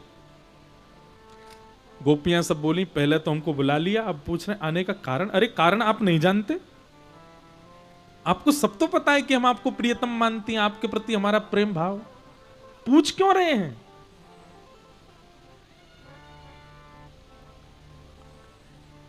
ठाकुर जी का गोपियों का बड़ा मधुर संवाद है यहां पर वह हुआ। अंत तो गत्वा गोपियां सब कहने लगी नाथ आप चाहते क्या हो ये बताओ। भगवान बोले हम तो ये चाहते हैं तुम वापस अपने घर जाओ, अपने पतियों की सेवा करो, बच्चों के संग आनंद करो, अपने परिवार का ध्यान रखो। ये इतनी रात्रि में एक छोटे से बालक के पीछे इतनी दूर आ जाना ये अच्छी बात नहीं, चलो जाओ वापस। गोपियां सामने खड़ी खड़ी बोली देखिए हमारा प्रेम ऐसा, हम चली जाएंगी पर हमारी एक वस्तु आपके पास है वो हमें वापस करो। ठाकुर जी बोले क्या है मेरे पास? गोपियां कहती हैं हमारा चित्त आपके पास है, हमारा मन आपके पास है, वो दे दीजिए। चित्तम सुखेन भवता पहितम ग्रहेषु यन्निर्विशस्त्यतु करावपि ग्रह्य कृत्ये पादौ पदम न चलतस्तव पादमूलात् यामः कथम भ्रजमतो करवाम किं वा। नाथ, संसार में कोई भी व्यक्ति कोई भी क्रिया करता है उसमें चित्त का लगना बहुत जरूरी होता है। हम संसार में कुछ नहीं कर पाएंगे, क्यों? क्योंकि चित्त आप में लगा हुआ है, चित्त आपके पास है, मन तो आपने रख लिया है। हम कैसे जाएं बिना मन के? हमारा मन वापस दे दो हम चली जाएंगे। इस बात से ठाकुर जी रीझ गए। गोपियों ने वो कह दिया जो ठाकुर जी सुनना चाहते थे। क्या? हमारा मन आपके पास है, हमारा मन आप में लग गया है। सर्वधर्मान परित्यज्य, गीता में भगवान कहते हैं, प्रसिद्ध श्लोक है, माम एकम शरणम ब्रज। ठाकुर जी कहते हैं सब छोड़ मेरी शरण में आ जा। हमसे वही नहीं होता, सब छूटता नहीं है हमसे, हम सब पकड़ के ठाकुर जी के पास जाते हैं। लेकिन गोपियां तो आज कह रही हैं कि हम सब छोड़ के आ गई हैं नाथ आपकी शरण में। क्यों? क्योंकि मन आपके पास है। हमारा मन वापस दे दो, हमारे चित्त में, हमारे नेत्रों में, हमारे ध्यान में आप कभी मत आना, हम चली जाएंगी वापस। गोपियों का ये निष्काम स्वच्छंद प्रेम जान करके ठाकुर जी खड़े हो गए और बोले, अरे गोपियों, मैं तो तुम्हारी परीक्षा ले रहा हूं और मुझको तो पता चल गई तुम्हारा तो प्रेम सांचो है मेरे प्रति। आओ चलो हम रास विहार करें। सब गोपियों को घेर करके ठाकुर जी उनके साथ रास विहार करने लगे।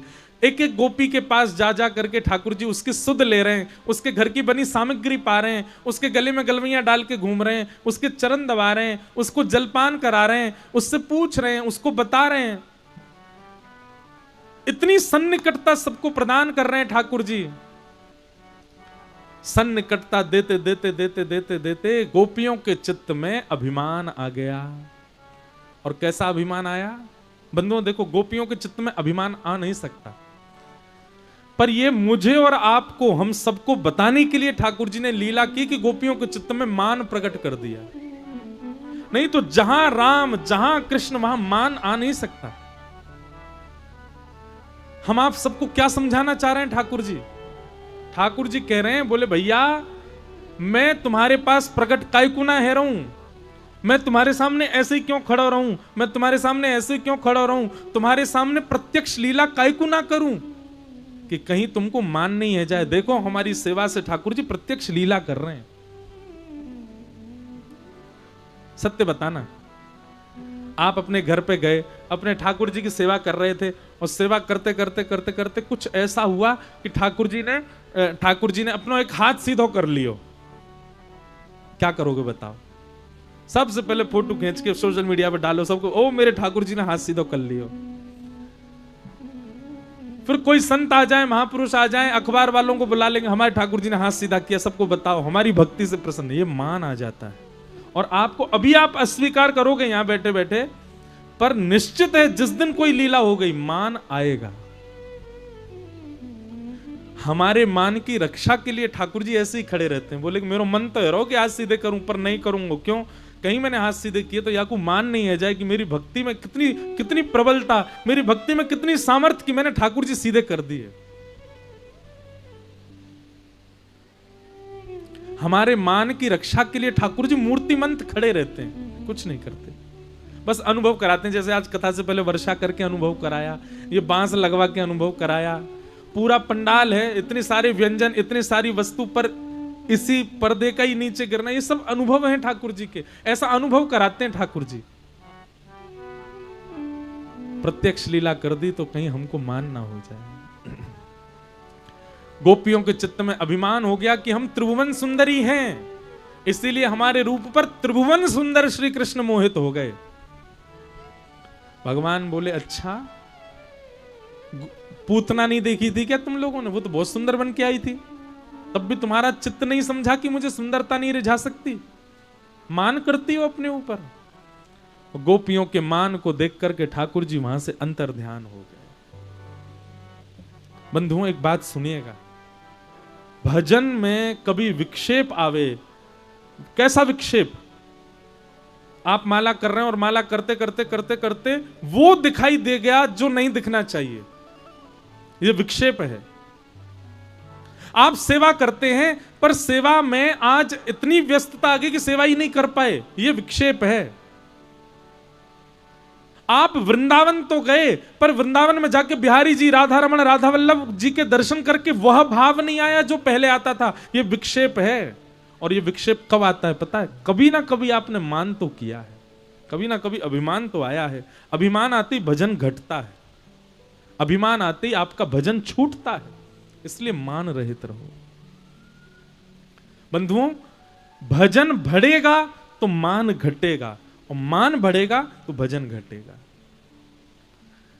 इसी से ही आप पैरामीटर लगा लिया कीजिए। अगर आपका भजन बढ़ रहा है, नित्य प्रति और ज्यादा भजन, और ज्यादा भक्ति, और ज्यादा कथा के प्रति भावना बढ़ रही है, तो इसका मतलब है कि आपका मान घट रहा है। लेकिन किंचित भी मान बढ़ता होगा तो आपका भजन छूटेगा। संतों को देख करके पहले मन में भाव आता था इनको प्रणाम करें, पर अब संतों को देख के आता है ये तो ऐसे इतने विशेष नहीं है कि इनको प्रणाम करें। समझना आपके अंदर मान है। ये सब अनुभव करने के तरीके हैं कि मान है कि नहीं। मान मत करो, कभी किसी बात का मान नहीं।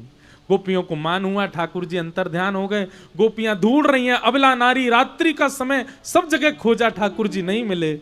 तब यमुना के तट पर किशोरी जी को देखा, दौड़ गई, उनके चरणों में जाकर के बैठ गई और किशोरी जी से प्रार्थना करने लगी, हे सुन राधिका दुलारी, तेरे द्वार का भिखारी हूं मैं, शाम का पुजारी,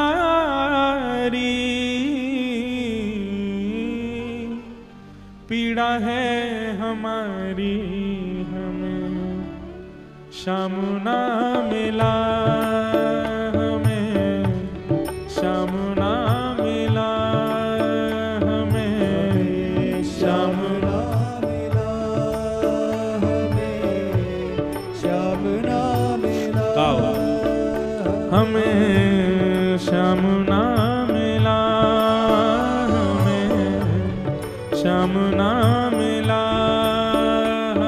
हमें श्याम ना मिला, हमें श्याम ना मिला।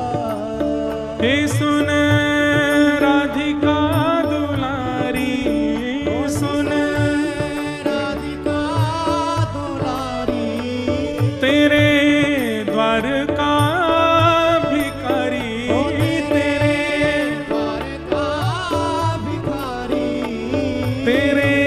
श्याम का पुजारी, पीड़ा है हमारी हमें श्याम ना मिला, हमें श्याम ना मिला, हमें श्याम ना मिला, हमें श्याम ना मिला, ओ हमें श्याम ना मिला, हमें श्याम ना मिला, हमें श्याम ना मिला, हमें। बोल वृषभानु दुलारी की।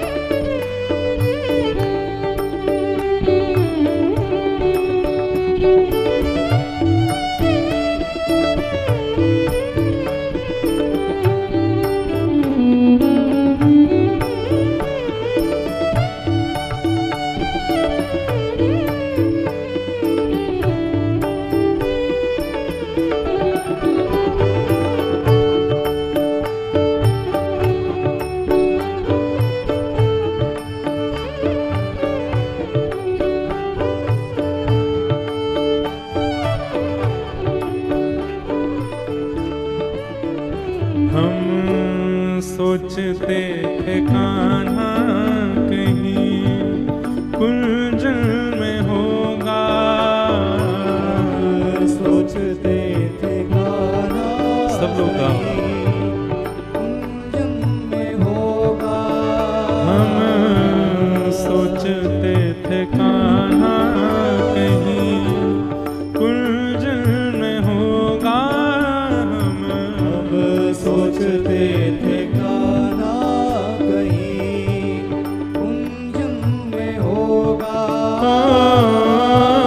अभी तो मिलन का हमने सुख नहीं होगा, अभी तो मिलन का हमने सुख नहीं होगा।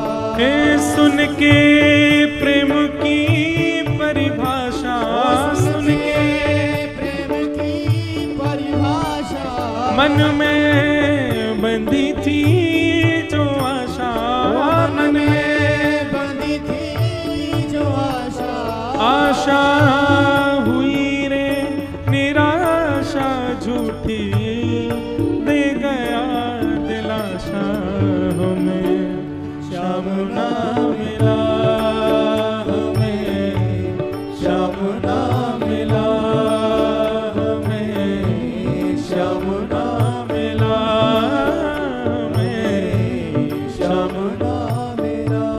ए सुन राधिका दुलारी, सुन राधिका दुलारी, तेरे द्वार का भिखारी, तेरे द्वार का भिखारी, हूँ मैं श्याम का पुजारी, पीड़ा है हमारी, हमें श्याम ना मिला, हमें श्याम ना मिला, हमें श्याम ना मिला, हमें श्याम ना मिला। हो देता है कन्हाई जिसे प्रेम की दशा, देता है कन्हाई जिसे बहुत ध्यान से सुनिएगा इस पंक्ति को। की दशा, देता है कन्हाई जिसे प्रेम की दशा, देता है कन्हाई जिसे प्रेम की दशा। हो सब विधि उसकी लेता है परीक्षा, ओ सब विधि उसकी लेता है परीक्षा। कभी ठाकुर जी से प्रेम भाव यदि आपका प्रकट हो रहा हो, आप ठाकुर जी से प्रेम करते हैं और फिर उसके बाद कोई परीक्षा आपकी ना हो रही हो, तो समझना आपका ही भाव है, ठाकुर जी को प्रेम नहीं है आपसे। लेकिन आपने प्रेम भाव प्रकट कर दिया ठाकुर जी के प्रति, वृंदावन के प्रति, कथा के प्रति, गुरुजनों के प्रति, वैष्णवों के प्रति, लीला के प्रति, और उसके बाद परीक्षाएं होती हैं। अच्छा, परीक्षा फिर संसार के आर्त आपको परीक्षा नहीं लगेंगे। कृष्ण प्रेम यदि चित्त में आ गया और कृष्ण प्रेम चित्त में आने के बाद में घर वाले यदि आपकी बात नहीं मानते तो वो आपको परीक्षा नहीं लगेगी। पति आपका विपरीत हो गया, वो आपको परीक्षा नहीं लगेगी। बच्चे आपकी बात नहीं सुनते, वो आपको परीक्षा नहीं लगेगी। पत्नी आपकी मनमौजी है, वो आपको परीक्षा नहीं लगेगी। फिर आपको परीक्षा यही लगेगी कि मन तो है वृंदावन जाएं पर जा ही नहीं पा रहे, कोई ना कोई अड़चन आ रही है, तो समझो ये परीक्षा है। कथा सुनने का बहुत मन होता है पर किसी कारण से कथा नहीं सुन पाते, तो ये परीक्षा है। ठाकुर जी की सेवा करना चाहते हैं बस किसी कारण से सेवा नहीं, ठाकुर जी से संबंधी किसी कार्य में रुकावट आना, ये परीक्षा लगेगी आपको। संसारी भाव आपको परीक्षा नहीं लगेंगे। ठाकुर जी जिसको प्रेम की दशा देते हैं उसकी परीक्षा लेते हैं। और चाहे वो प्रेम संसार से हो, चाहे वो प्रेम ठाकुर जी से हो, प्रेम होगा तो परीक्षा होगी। जिसमें परीक्षा नहीं हुई वो प्रेम नहीं है।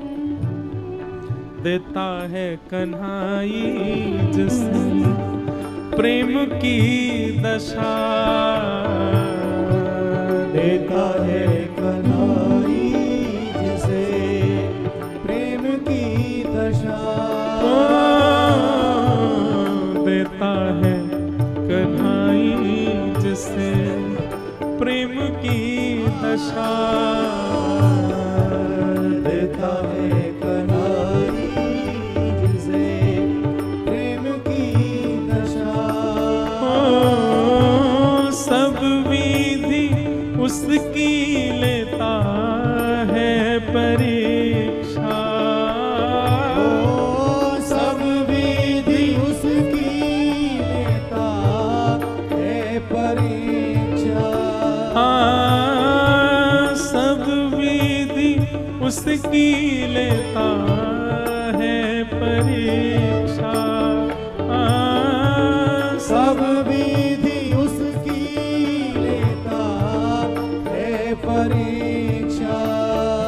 कभी निकट बुलाए, कभी निकट बुलाए, कभी दूरियां बढ़ाए, कभी दूरियां बढ़ाए, कभी निकट बुलाए, कभी निकट बुलाए, कभी दूरियां बढ़ाए, कभी दूरियां बढ़ाए, छलिया हाथ नहीं आए, छलिया हाथ नहीं आए, हमें श्याम ना मिला, हमें श्याम ना मिला, हमें श्याम ना मिला,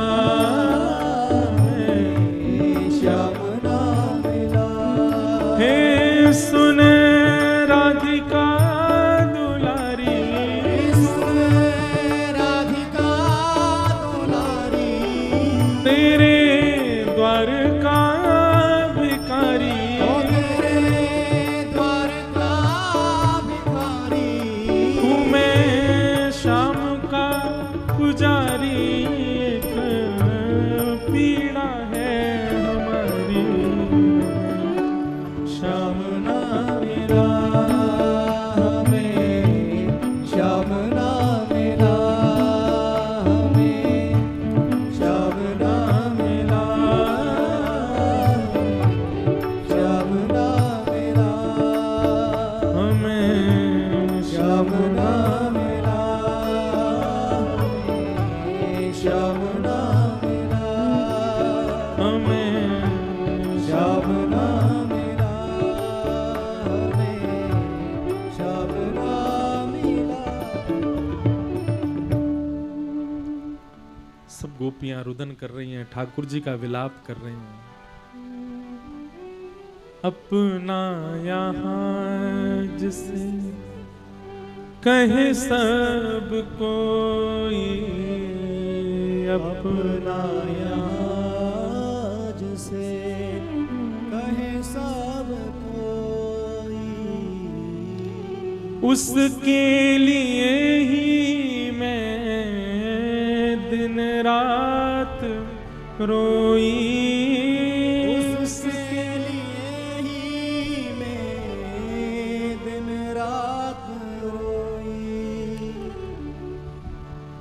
नाता दुनिया से तोड़ा, नाता दुनिया से तोड़ा, नाता दुनिया से तोड़ा, नाता दुनिया से तोड़ा, नेहा सावरे से जोड़ा, नेहा सावरे से जोड़ा, उसने ऐसा मुख मोड़ा, हमें कहीं का न छोड़ा, हमें श्याम ना मिला, हमें श्याम ना मिला, हमें श्याम ना मिला, हमें श्याम ना मिला। सुन राधिका दुलारी, सुन राधिका दुलारी, सब लोग पुकारो, सुन राधिका दुलारी, ओ सुन राधिका दुलारी, तेरे द्वार का भिखारी हूँ मैं, तेरे द्वार का भिखारी, हूँ मैं श्याम का पुजारी, एक पीड़ा है हमारी, हमें श्याम ना मिला, हमें श्याम ना मिला, हमें श्याम ना मिला, हमें श्याम ना मिला। बंधुओं, सब गोपियों ने किशोरी जी के चरणों में प्रार्थना की, हे श्यामाजू आप अनुग्रह करो। ठाकुर जी किशोरी जी की कृपा से ही मिलेंगे भैया, और कोई में सामर्थ्य ना है या त्रिभुवन नायक को आपको मिलावे को। गोपियों ने गोपी गीत गाया, जयति तेधिकम जन्मना ब्रजः श्रयतन्दिरा सस्वदत्रिः दैतदृश्यता दीक्षुतावक स्त्वैधृतासव स्वां विचिन्वते शरदुदासये साधुजातस सरसिजोदर श्रीमुषा। गोपी गीत कम से कम जो निष्ठावान वैष्णव यहां बैठे हैं, जो तुलसी निष्ठा, एकादशी निष्ठा, नाम निष्ठा तीनों करते हैं, उनको गोपी गीत याद होना चाहिए, कंठस्थ होना चाहिए। और चलते फिरते ठाकुर जी की जब याद आए तब गोपी गीत गाओ। हमारी एक बात सुनेंगे बंधु, स्तुतियों का गायन, नाम जप, ये कब किस परिस्थिति में विशेष रूप से करना चाहिए? हम लोग कब करते हैं? जब हमारे जीवन में विपत्ति आ गई तो हम ठाकुर जी को बहुत याद करते हैं। विपत्ति आने पर ठाकुर जी को इसमें ठीक है, वो एक कोने में रखो। विशेष रूप से भगवत स्मरण कब करना चाहिए? जब विषय आपके ऊपर आवे, जैसे कि क्रोध आ रहा है बहुत जोर से, किसी ने कुछ ऐसा कर दिया महाराज कि आपको क्रोध ही आ रहा है, बस जैसे ही क्रोध आए तभी जपने लग जाओ, जय जय राधे कृष्ण राधे गोविंद। घर में उथल पुथल मच रही है, पर आप अपने कमरा में बैठ करके केशव जी कल्याण गिरी धरण छबीले लाल मदन मोहन श्री वृंदावन चंद जय जय राधे। पत्नी रोती हुई आ रही है, चिल्ला रही है, उसको ही बोलो जय जय राधे कृष्ण राधे गोविंद। क्रोध आपको आ रहा है पर आप क्रोध मत करो, आप कीर्तन करो। किसी व्यक्ति के प्रति ईर्ष्या हो रही है, कोई बहुत सुंदर है, उसके रूप को दे मुझसे भी ज्यादा सुंदर, उसी समय बैठ जाओ ठाकुर जय श्री कृष्ण गोविंद हरे मुरारे हे नाथ नारायण वासुदेव। मेरे अंदर ईर्ष्या आ रही है ठाकुर जी, कीर्तन करो। किसी की वस्तु के प्रति लोभ आ जाए, कोई बहुत बड़ी गाड़ी में बैठ करके आया, उसकी गाड़ी देख करके आपको लोभ आ गया, लोभ आते ही तुरंत महाराज करार विंदे न पदार विंदम मुखार विंदे विनवेशयंतम वटस्य पत्रस्य पुटेशयानम बालम मुकुंदम मनसा स्मरामि। ठाकुर जी का स्मरण करो। ये क्या है पता है? आपके चित्त में काम क्रोध लोभ मोह ये सब आते हैं आपको बिगाड़ने के लिए, आपको क्षतिग्रस्त करने के लिए, लेकिन आप तुरंत भगवान नाम की औषधि धारण कर लेते हो, तो जो भी रोग आया, बुखार चढ़ते ही डोलो खा लो, उतर जाएगा।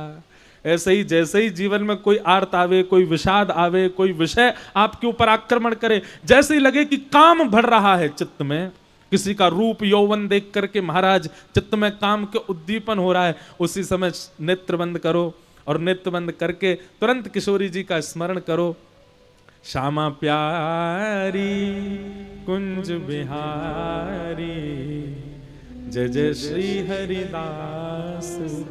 महाराज काम क्रोध लोभ मोह क्रोध ईर्षा द्वेष अभिनिवेश ये सारे रोग हैं, इनकी औषधि भगवान नाम है, पर हम रोग आने पर औषधि नहीं ले रहे हैं, तो फिर रोग तो चढ़ेगा ना, रोग तो अपना असर दिखाएगा।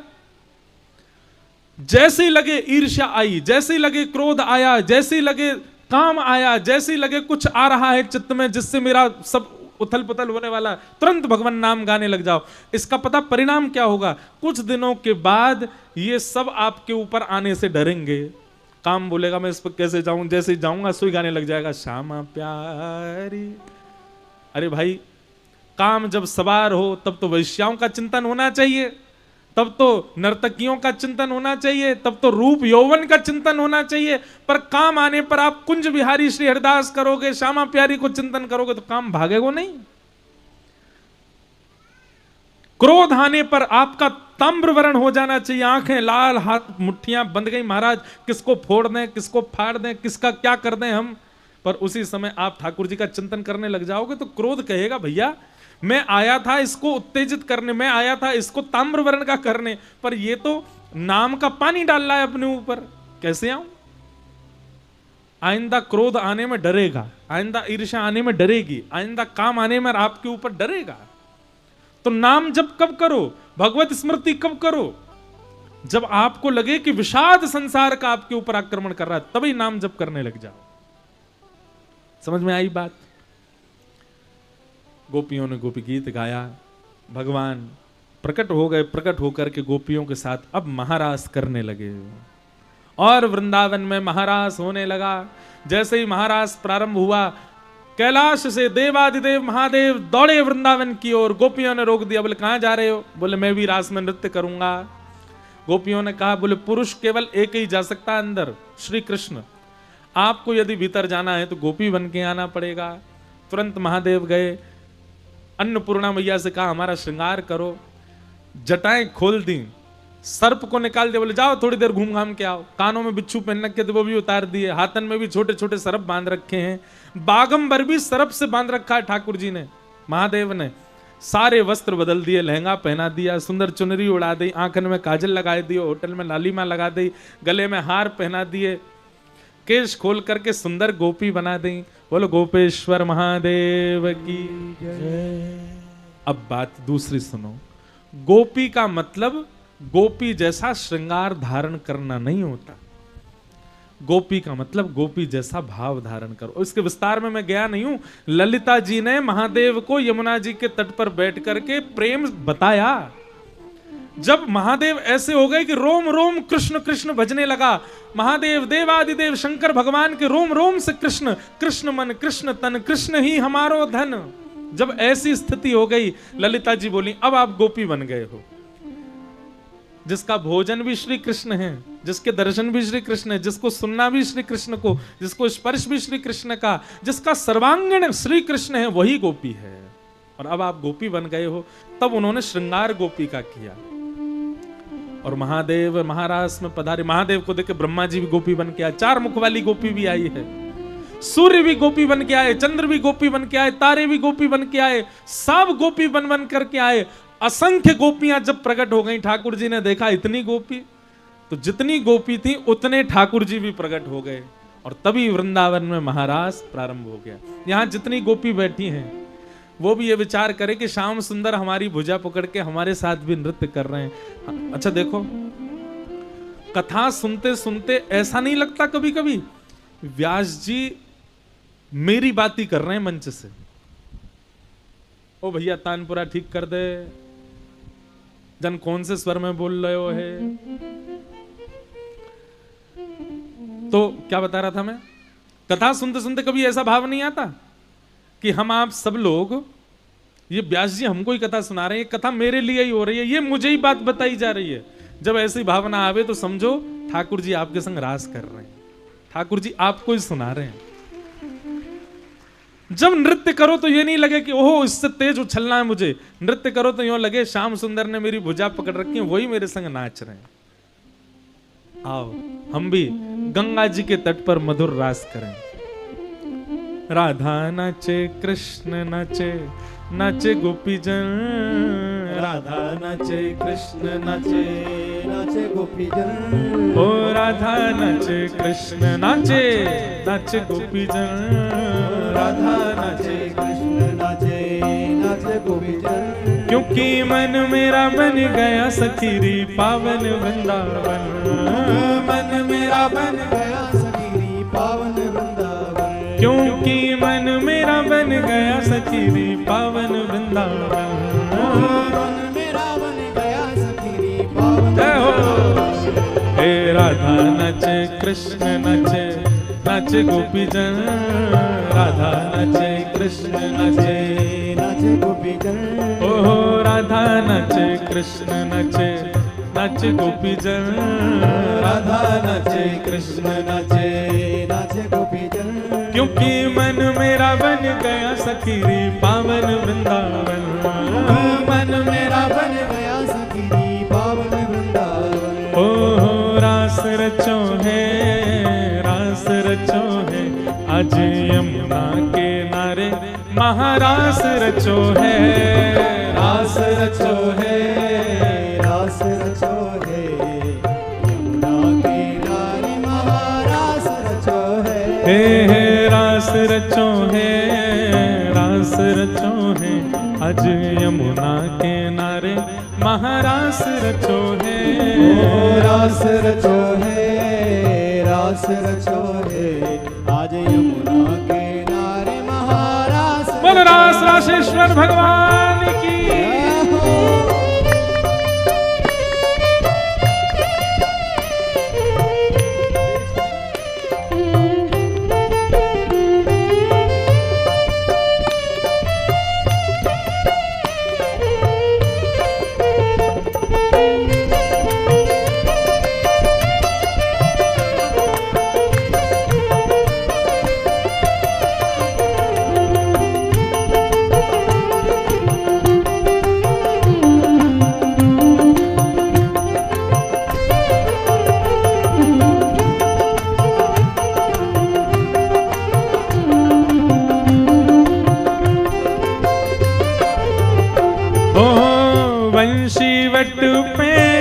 यमुना तट पे कान्हा रास रचावे।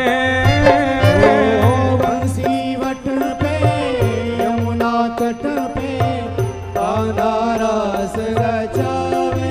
ओ गोपी बन के शंकर आए, गोपेश्वर कहलाए।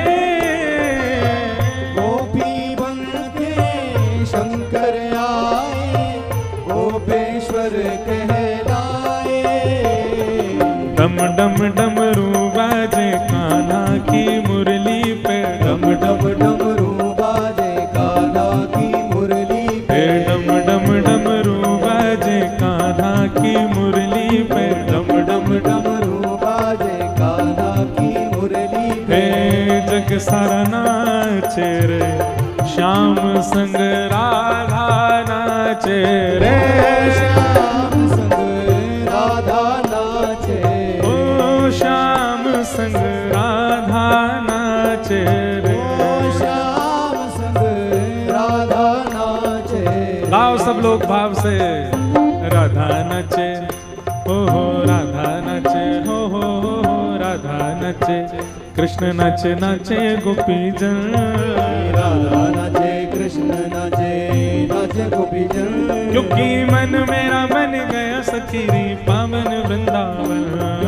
मन मेरा बन गया सखीरी पावन वृंदावन। ओ मन मेरा बन गया सखीरी पावन वृंदावन। ओ मन मेरा बन गया सखीरी पावन वृंदावन बिहारी लाल की।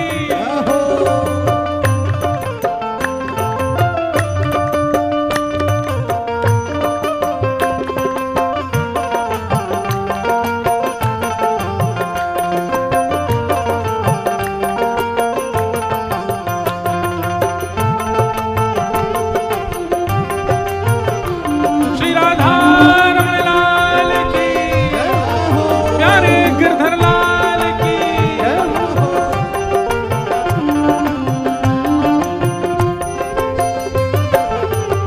हे चंद्र किरण सा श्याम सलोना, दो आंखें कजरारी।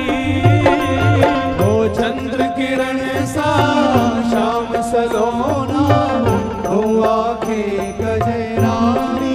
ओ ठुमक ठुमक नाचे गोपियन के संग जग का पालनहारी।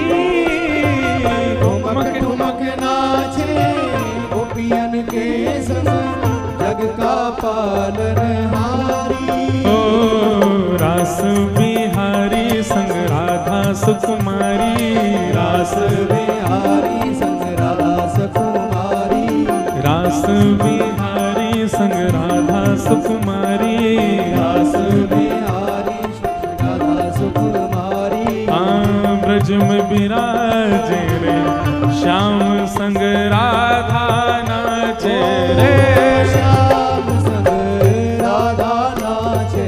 ओ श्याम संग राधा नाचे रे। ओ श्याम संग राधा नाचे। ओ श्याम संग राधा नाचे रे। ओ श्याम संग राधा नाचे रे। ओ राधा नाचे कृष्ण नाचे नाचे गोपीजन। राधा नाचे कृष्ण नाचे नाचे गोपीजन। ओ राधा नाचे कृष्ण नाचे नाचे गोपीजन। राधा नाचे कृष्ण नाचे नाचे गोपीजन। क्योंकि मन मेरा बन गया सखी पावन वृंदावन। मन मेरा बन गया सखी पावन वृंदावन। हे ब्रह्मा भी नाचे शंकर नाचे नाच देवगण। ब्रह्मा भी नाचे शंकर नाचे नाचे देवगण। हे सूरज भी नाचे चंदा नाचे नाच तारागण। सूरज भी नाचे चंदा नाचे नाचे तारागण। क्योंकि मन मेरा बन गया सखी पावन वृंदावन। मन मेरा बन गया सखी पावन वृंदावन। हे मन मेरा बन गया सखी पावन वृंदावन। मन मेरा बन गया सखी पावन वृंदावन। ओ राधा नाचे कृष्ण नाचे नाचे गोपीजन। राधा नाचे कृष्ण नाचे नाचे गोपीजन। ओ राधा नाचे कृष्ण नाचे नाचे गोपीजन। राधा नाचे कृष्ण नाचे नाचे गोपीजन। क्योंकि मन मेरा बन गया सखी पावन वृंदावन। मन मेरा बन गया सखी पावन वृंदावन। हे मन मेरा बन गया सखी पावन वृंदावन। मन मेरा बन गया सखी पावन वृंदावन। हे ब्रह्मा भी नाचे शंकर नाचे नाचे देवगण। ब्रह्मा भी नाचे शंकर नाचे नाचे देवगण। सूरज भी नाचे चंदा नाचे नाचे तारागण। सूरज भी नाचे चंदा नाचे नाचे तारागण। हे हम भी नाचे तुम भी नाचो नाचो सभी जन। हम भी नाचे तुम भी नाचो नाचो सभी संग। मन मेरो बन गया सखी पावन वृंदावन। मन मेरा बन गया सखी पावन वृंदावन। ओ रास रचो है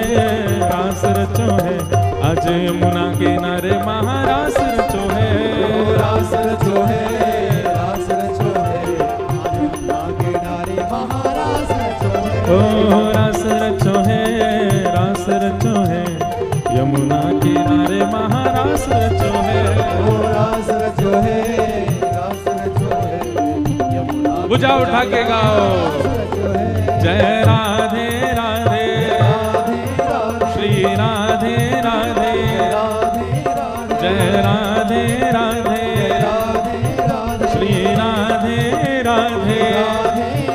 जय रास विलासिनी जय रास विलासिनी।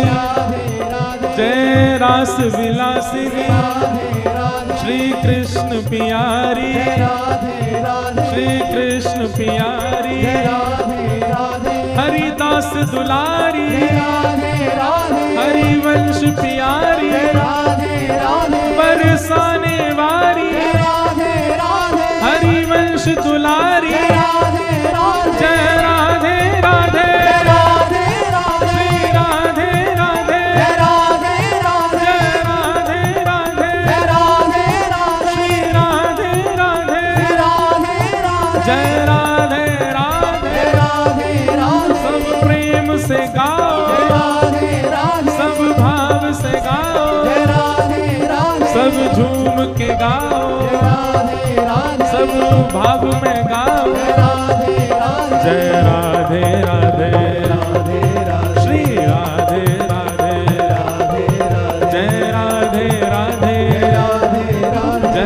राधे राधे राधे